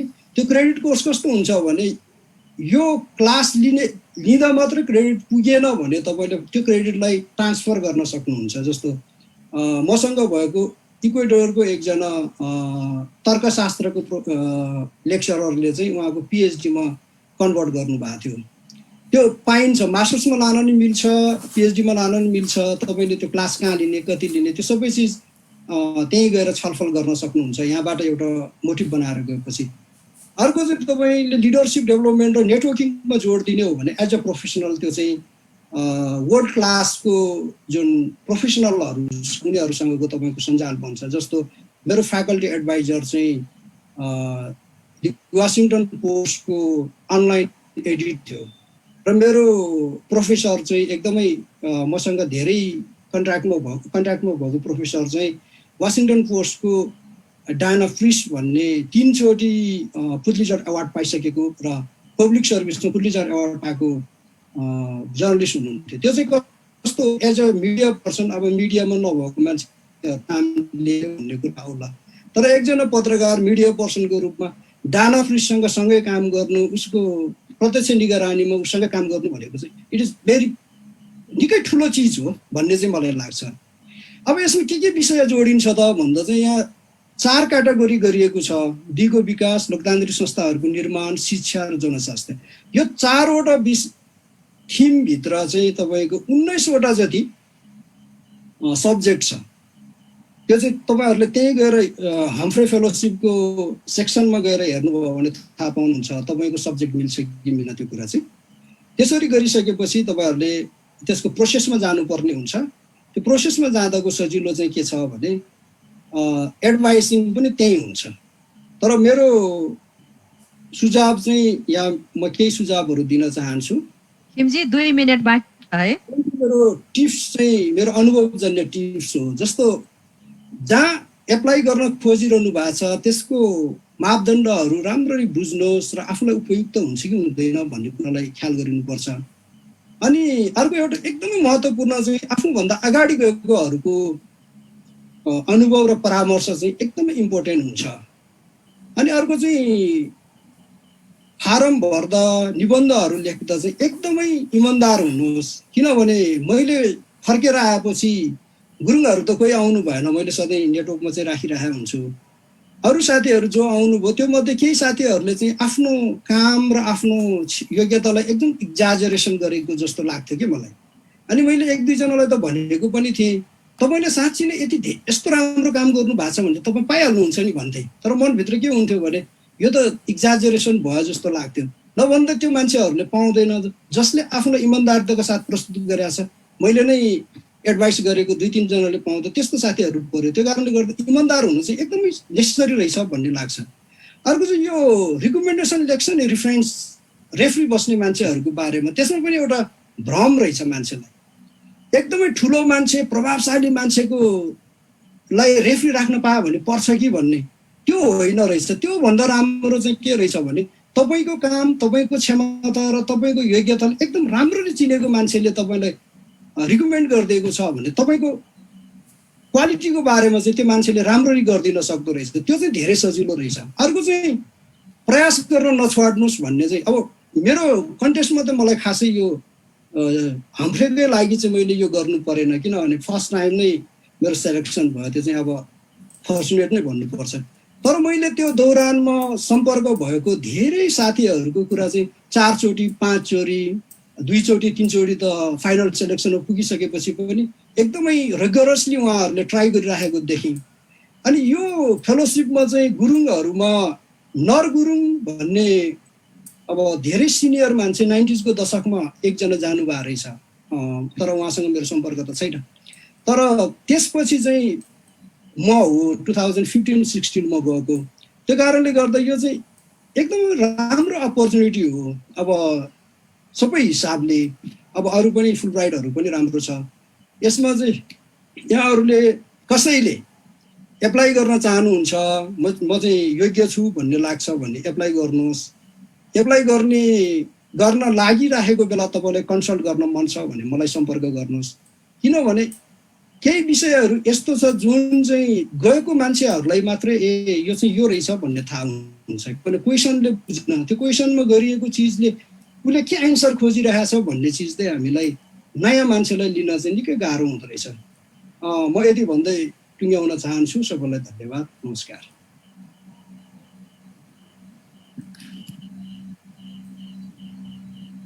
धेरै धेरै धन्यवाद आजका हाम्रा अन्तिम वक्ता खिम घलेज्यूलाई नेपालीहरूका लागि अमेरिकी सरकारको छात्रवृत्तिका बारेमा विस्तृत जानकारी दिनुभएकोमा र हामीले थाहा पायौँ कुनै कुनै छात्रवृत्तिमा उमेरको हदबन्दी पनि रहेको कुरा हामीले उहाँबाट थाहा पायौँ। र 5 जना वक्ताहरूलाई धेरै धेरै धन्यवाद। छात्रवृत्तिको खोजीमा रहनुभएकाहरूका लागि अत्यन्त उपयोगी र सहयोगी र चाहिने शैक्षिक योग्यता र अनुभव तयारी सबैभन्दा महत्त्वपूर्ण कुरा हामी तमु समुदायको लागि यो उघार्ने ज्ञान र जानकारीको लागि 5 जनालाई फेरि पनि धेरै धेरै धन्यवाद। अब भने म प्रश्न उत्तरका लागि यो समय खुला भएको जानकारी दिन चाहन्छु र सबैजना वक्ताहरूलाई सहभागीहरूको प्रश्नको उत्तर दिनुहुन म अनुरोध गर्छु। यहाँहरूले कसलाई प्रश्न सोध्नु भएको छ उहाँ समक्ष म अब प्रश्न पुर्याउने तर्फ लाग्छु। धन्यवाद।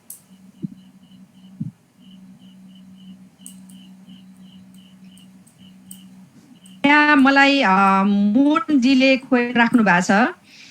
My question is the speakers. After getting the scholarship and living abroad, studying, you must have faced many challenges too. What kept you going? Can anyone share advice to the young and young at heart listeners? भनेर जस्तो भएको छ। जसले पनि भयो 5 जना मध्ये 1 जनाले।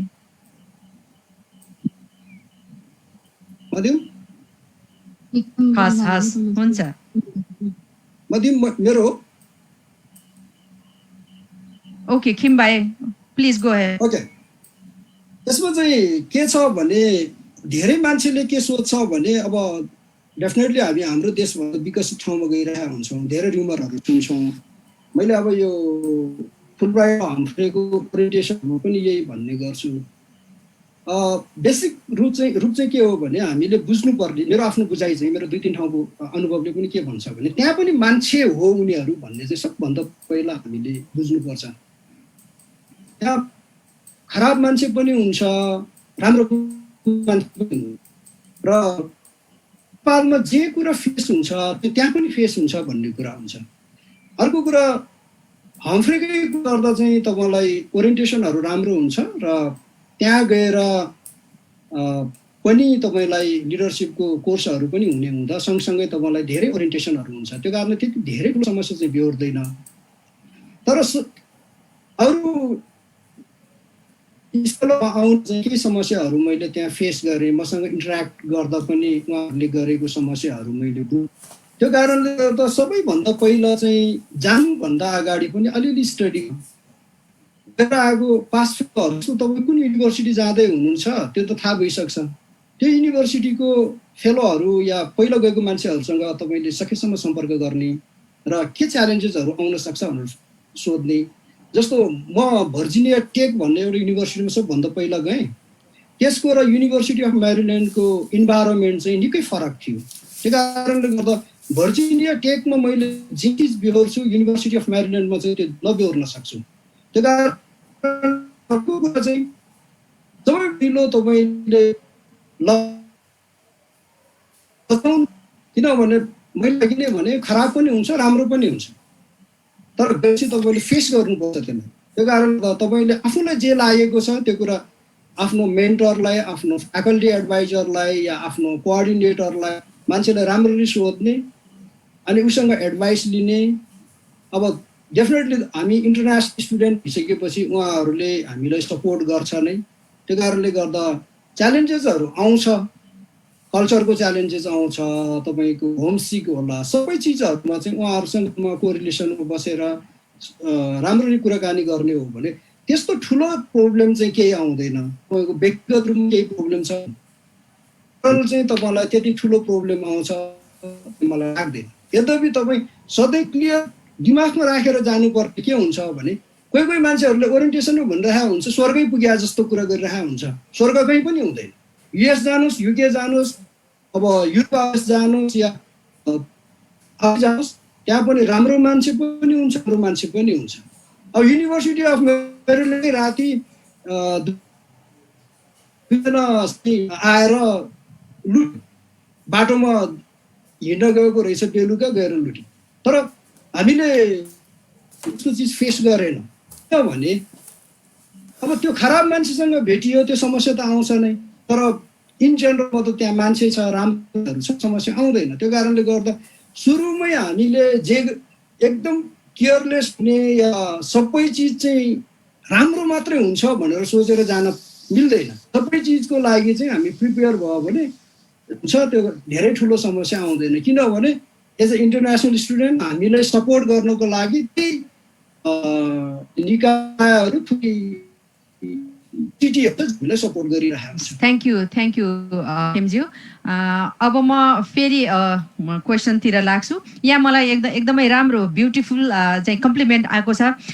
बिना गुरुङ दिदीले लेख्नु भएको छ, आई एम नोरा आसास बाथेज वाइफ बिना गुरुङ भन्नुभएको छ। बिना गुरुङ दिदीलाई यसरी परिचय गराइरहनु पर्छ जस्तो मलाई लाग्दैन। वी नो यु बिना गुरुङ दिदीलाई। उहाँ धेरै अगाडि रेडियो नेपालमा अङ्ग्रेजीमा समाचार वाचन गर्नुहुन्थ्यो र this is my first time attending this program. I really want to comment and congratulate the organizers for such an informative and inspiring program. I am sure many of our community youths will be benefit from this marvelous platform. Once again, kudos to all भनेर लेख्नु भएको छ। दिदीलाई धेरै धेरै धन्यवाद यो beautiful कम्प्लिमेन्टको लागि। अब हामी यहाँ कोपिला गुरुङजीको क्वेसन छ र रेबिकाजीले भनिसक्नु भएको छ, मसँग यसको आन्सर छ भनेर।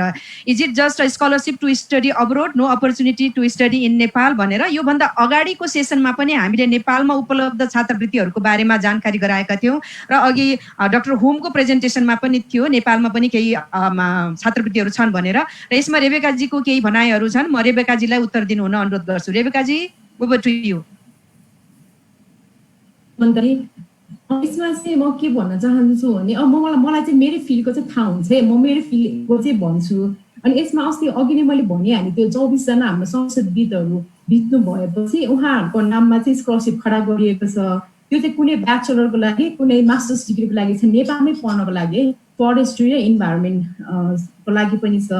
जस्तै Chandra Gurung memorial fellowship, Migma Norbu Sherpa memorial fellowship, यो मेरै नामको फेलोसिप फेरि अर्को नेपालमै पढ्नको लागि पनि छ त्यो चाहिँ। अनि अर्को चाहिँ Nepal conservation memorial fellowship scholarship अनि जिलियन बाउलिङ मेमोरियल स्कलरसिप, यस्तोहरू थुप्रै स्कलरसिपहरू छ। म यसको वेबसाइट त तपाईँहरूलाई यो च्याट बक्समा नि हालिदिन्छु होइन। अनि मैले साथसाथमा चाहिँ एकपटक एकजना अग्रज व्यक्ति भेट हुनुभएको थियो, उहाँले चाहिँ डाक्टर हर्क गुरुङको नाममा निस्किएको स्कलरसिप चाहिँ थेसिसमा प्रयोग गर्नुभएको रहेछ। यसरी हामीले खोज्यौँ भने, नेटवर्किङ गऱ्यौँ भने त अवश्य छ है नेपालमा पनि स्कलरसिपहरू चाहिँ नेपालमै पढ्ने पनि थुप्रै छ। मेरो फिल्डको भएर त मलाई चाहिँ यो थाहा भइहाल्यो अनि मैले भनिहालेँ। यसमा पनि मैले थाहा नभएकोहरू पनि हुनसक्छ होइन। अनि यो कुरा चाहिँ म यो वेबसाइट WWF नेपालको वेबसाइटमा पनि छ, यो चाहिँ म तपाईँहरूको यसै च्याट बक्समा राखिदिनेछु। धन्यवाद दिनु। थ्याङ्क यू रेबिका बहिनी। र यहाँ खेमजङ गुरुङले क्वेसन राख्नु भएको छ, हाम्रो तमुहरूमा यति राम्रो शिक्षा हासिल गर्नुभएका भएर पनि सरकारी सेवामा किन जानुहुन्न जहाँ राज्यको तालाचाबी हातमा हुन्छ? Question to all and answer from सगुनजी, ओभर टु यु। सो म चाहिँ अब अभियसली अहिले चाहिँ प्राइभेट सेक्टरमा काम गरिरहेको हो, तर आई फिल लाइक डिफ्रेन्ट। सुनिरहेको छ? हजुर, एकदम सुनिरहेको छ। सो आई फिल लाइक सबैजनाको अलिकति डिफ्रेन्ट आइडिया हुन्छ इम्प्याक्ट कसरी पार्ने अनि देशको विकास कसरी गर्न सकिन्छ भनेर। पब्लिक सेक्टरले मात्र चाहिँ विकास गरेर पनि हुँदैन, प्राइभेट सेक्टरबाट पनि उत्तिकै कन्ट्रिब्युसन्सहरू गर्नुपर्ने हुन्छ होइन। सो हामीले कसरी चाहिँ इम्प्याक्टलाई मेजर गर्न सक्छौँ भनेर चाहिँ हामीले बुझ्न सक्नु पर्यो र आफ्नो गरेको कामलाई चाहिँ राम्ररी र मोरल्सको साथमा गर्न सक्नु पर्यो जस्तो लाग्छ मलाई चाहिँ, which is one of the reason why म चाहिँ I chose specifically to work in the private sector, because मैले गरेको हाम्रो कम्पनीले दिने 200 जनालाई दिने जब अपर्च्युनिटिज अनि उनीहरूको लागि ग्रोथ इन टेक्नोलोजी डेभलपमेन्ट, यो सबै कुराहरूको लागि गरेर चाहिँ I think I personally am making some kind of contribution to the development of Nepal. And I think understanding of development and impact that we need needs to be a bit broadened, so that NGO मा काम गरेर मात्र, INGO मा काम गरेर मात्र, कि public सर्भिसमै काम गरेर मात्र चाहिँ हामीले देशको विकासमा काम गरिरहेको भनेर नसोचौँ। त्यसको त्यो भन्दा पनि सबैजना चाहिँ जुन सेक्टरमा काम गरे पनि कसरी चाहिँ हामीले आफ्नो कन्ट्रिब्युसन गरेर चाहिँ देशको विकास गर्न सक्छौँ भनेर सोच्नुपर्छ जस्तो लाग्छ मलाई चाहिँ। थ्याङ्क यू नोराजी। अब डाक्टर होम, हामीसँग 88 जना पार्टिसिपेन्ट्स हुनुहुन्छ, त्यसैले अर्को क्वेसनमा जानुभन्दा अगाडि हामीले एकचोटि सबैजनाको यहाँ कतिजना चाहिँ ब्याचलर्सको लागि अथवा चाहिँ +2 को लागि अथवा मास्टर्सको लागि अथवा पेसाकर्मीको लागि चाहिँ हामीसँग त्यो छात्रवृत्तिको जानकारी लिनलाई उहाँ यहाँ हामीसँग सहभागी हुनुहुन्छ। उहाँहरूसँग फोटो खिच्ने भनेर हामीले भनेका छौँ। रोम भाइ, आर यु रेडी? हामी फोटो लिन सक्छौँ अहिले? होम दाइ?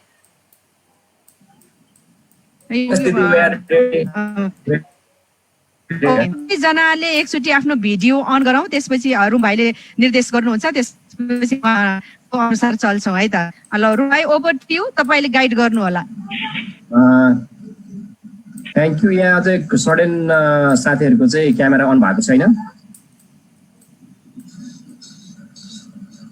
स्क्रिन सेयर पनि स्टप गरिदिनु हजुर, कसले स्क्रिन सेयर गर्नुभयो?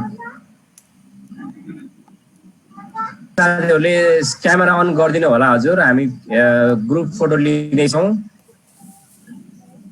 Specially youth, very important. आज हामी युथको चाहिँ आन्दोलन हेर्न चाहन्छौँ। स्क्रिन सेयर नगरिदिनु प्लिज।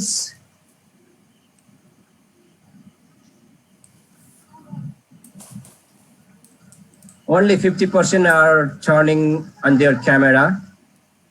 कसैको पनि हामीले अनुहार देख्न पाइरहेका छैनौँ। लगभग 50% भन्दा कम मात्रैको चाहिँ क्यामेरा। ल ठिकै छ, हामी जतिको छौँ अहिले लिइहाल्छौँ। अब फर्स्ट रेडी।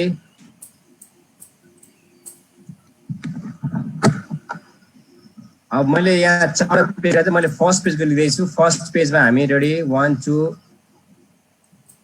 3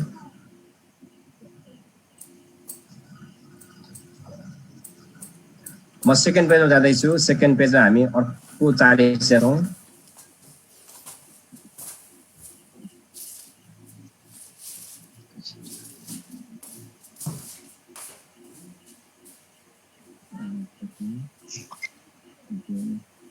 थर्ड पेजमा जाँदैछु म। थर्ड पेजमा धेरैजनाको क्यामेरा लगभग 20% मात्र क्यामेरा अन छ।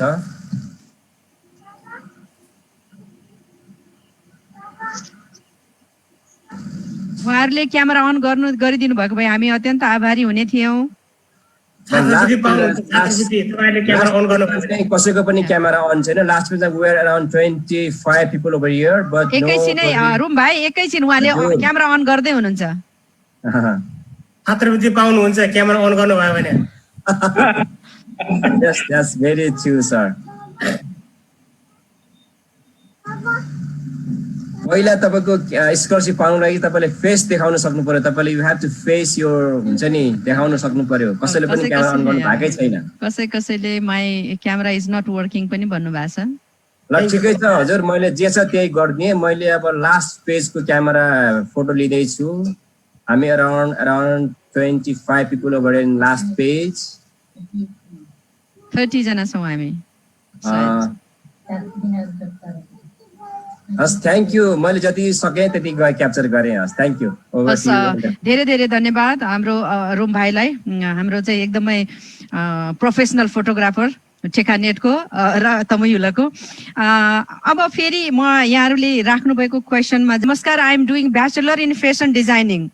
For the further studies, is the scholarship facility provided for this faculty? भनेर सोध्नु भएको छ। कसले उत्तर दिन सक्नुहुन्छ उहाँको प्रश्नको बारेमा?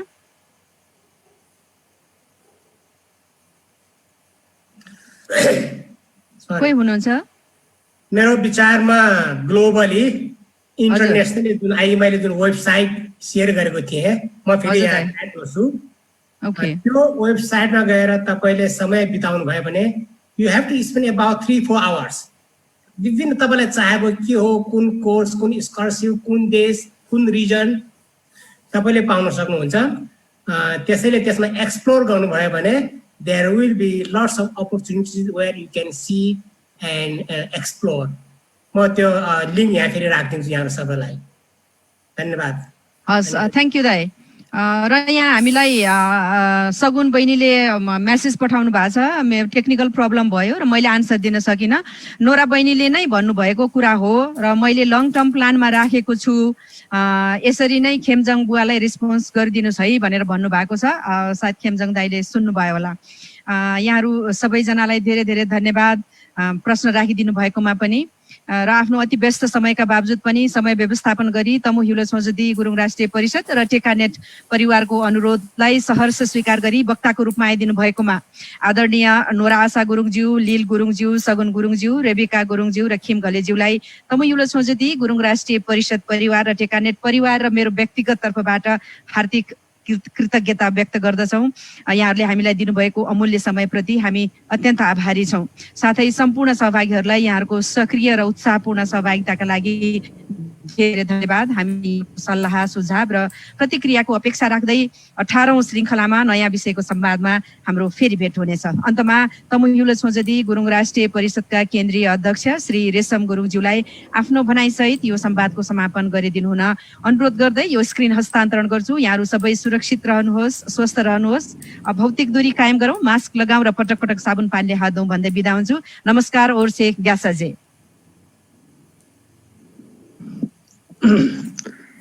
हजुर, धन्यवाद अनिताजी। सबभन्दा पहिले म टेकानेटमा क्रियाशील सबै साथीहरूलाई म धेरै धन्यवाद दिन चाहन्छु, डाक्टर होम लगायत सबैलाई।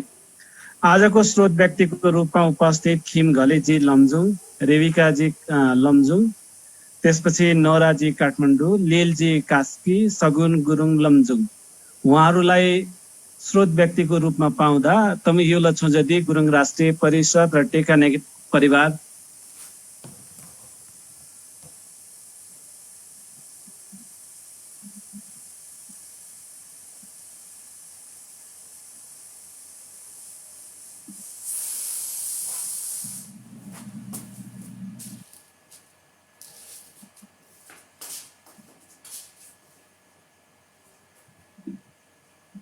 लाइन गयो, सुन्न सकेन। श्रीदाई लाइन गयो जस्तो। हजुर, हजुर हजुर सुन्नु भएको छ दाइ? Okay okay. म स्रोत व्यक्तिहरू सबैलाई धेरै धेरै धन्यवाद दिन चाहन्छु। फेरि पनि म दोहोऱ्याउन चाहन्छु, खिम घलेजी लमजुङ, रेविकाजी लमजुङ, नोरा नानी काठमाडौँ, लीलजी कास्की, सगुन नानी लमजुङ, उहाँहरूप्रति तमु ह्युलेट संसदीय गुरुङ राष्ट्रिय परिषद र टेकानेटको परिवार एकदम गौरव अनुभूति गर्न चाहन्छ, खुसी व्यक्त गर्न चाहन्छु। त्यस्तै यही सन्दर्भमा जुम लिङ्कको प्रायोजनकर्ता अञ्जना गुरुङ अमेरिकालाई पनि म एकदम धन्यवाद दिन चाहन्छु। रस बाबु, त्यसपछि श्रीदाई, रुकजी, रुमजी, सबै जो प्राविधिक साथीहरू हुनुहुन्छ उहाँहरू सबैलाई धन्यवाद दिन चाहन्छु। मैले यहाँ हेर्दा एउटा कुरा मात्रै म निवेदन गर्न चाहन्छु, यत्रो धेरै पढेका मान्छेहरू छन्, हामी सरकारी निकायमा किन देखिएन होला भन्ने मान्छेहरूको जुन उत्सुकता छ, मेरो विचारमा के लाग्छ भने गुरुङहरूको स्वभाव र नेपाली शासकहरूको स्वभावको कहीँ मिल्ती भएको छैन कि जस्तो मलाई लाग्छ। त्यो कारणले गर्दाखेरि हाम्रो मान्छेहरू त्यहाँ देखिया छैन कि, त्यो पनि एउटा कारण हो कि जस्तो मलाई आज कार्यक्रम सुनिराखेको बखतमा अनुभूति भयो। दोस्रो कुरा चाहिँ के हो भन्नु होला भने कयौं साथीहरूलाई के लागिराखेको थियो भन्नु होला भने रेस्पोन्स पनि उहाँको प्रतिक्रिया पनि थियो कि किन यो युरोपमा, अमेरिकामा, बेलायतमा पढेको मान्छेहरूलाई मात्रै धेरै देखाउनुहुन्छ भनेर। तर अहिले हामी सबैको लागि सौभाग्यको कुरा के भन्नु होला भने जो युथहरूलाई हामीले यहाँ फस्कन पायौँ तपाईँहरूको सामु, उहाँहरू जुन संसारको जुनसुकै ठाउँमा स्कलरसिप प्राप्त गर्नुभए तापनि उहाँहरू सबै स्वदेशमा आएर सेवा गरिराख्नु भएको छ। इभन अहिले जो लीलजी अस्ट्रेलियामा चाहिँ हुनुहुन्छ, उहाँको चाहिँ पढाइकै दौरानमा, अध्ययनकै दौरानमा उहाँले सकेर फेरि नेपाल फर्कँदै हुनुहुन्छ। यो हामी सबैको लागि एउटा खुसीको खबर हो। त्यसैले सबै सूचनाहरूलाई, सबै कुराहरूलाई हामीले सकारात्मक रूपमा ग्रहण गर्नु पर्दछ जस्तो मलाई लाग्दछ। र म सबै युथहरू जो आज 5जना स्रोत व्यक्तिहरूले जुन चाहिँ सूचनाहरू तपाईँहरूलाई दिनु भएको छ, एकजना स्रोत व्यक्तिबाट 2 जना मान्छे प्रभावित भएर उहाँसँग कन्ट्याक्टमा जानुभयो भने कम्तीमा 10 जना गुरुङले यो अपर्च्युनिटी ग्र्याब गर्न सक्नुभयो भने हामी सबैको लागि सबभन्दा महत्त्वपूर्ण कुरा त्यो हुन्छ जस्तो म ठान्दछु।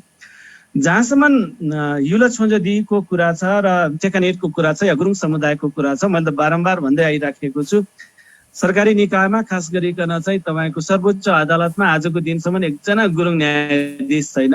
त्यो ठाउँ धेरै खाली छ। निजामतीको क्षेत्रमा हाम्रो धेरै मान्छे, धेरै ठुलो चाहिँ ग्याप छ। 2 जना सचिव हुनुभएपछि बल्ल अहिले 2 जना सहसचिव हुनुहुन्छ। उपसचिवहरूको संख्या पनि धेरै ठुलो संख्यामा छैन। त्यस्तै आर्मी र पुलिसमा चाहिँ जुन उपस्थिति कुनै दिनमा थियो हाम्रो, त्यो आजको दिनमा त्यस्तो अवस्था छैन। राजनीतिमा पनि हामीले हेर्यौँ भने हाम्रो धेरै राम्रो अवस्था देखिँदैन। त्यसैले यो सबैलाई ग्यापहरूलाई पुरा गर्नको निम्ति पढेका मान्छेहरूले मात्रै सक्छन्। त्यसैले शिक्षाको कुनै अर्को विकल्प छैन, चाहे त्यो नेपालमा लिनुहोस्, चाहे त्यो संसारको जुनसुकै ठाउँमा लिनुहोस्। त्यसको निम्ति म यहाँहरू सबैलाई अपिल गर्दै फेरि पनि अर्को सेसन चाहिँ हामी आउँदो बुधबारको दिनमा चाहिँ डाक्टर हर्क गुरुङ र डाक्टर चन्द्र गुरुङलाई सम्झँदै हामी एउटा कार्यक्रम गर्न गइराखेका छौँ। त्यसको चाहिँ फ्लायर चाहिँ रस बाबुले सेयर गरिदिँदै हुनुहुन्छ। रस बाबु सेयर गरिदिनु होला र सबैलाई आयोजकहरूको तर्फबाट सबैलाई म विशेष धन्यवाद दिन चाहन्छु र यसका निम्ति पनि जो सहभागीहरू हुनुहुन्छ उहाँहरूलाई पनि म धेरै धन्यवाद दिँदै यो कार्यक्रम पनि समापन भएको घोषणा गर्न चाहन्छु। धन्यवाद। छ्यादल।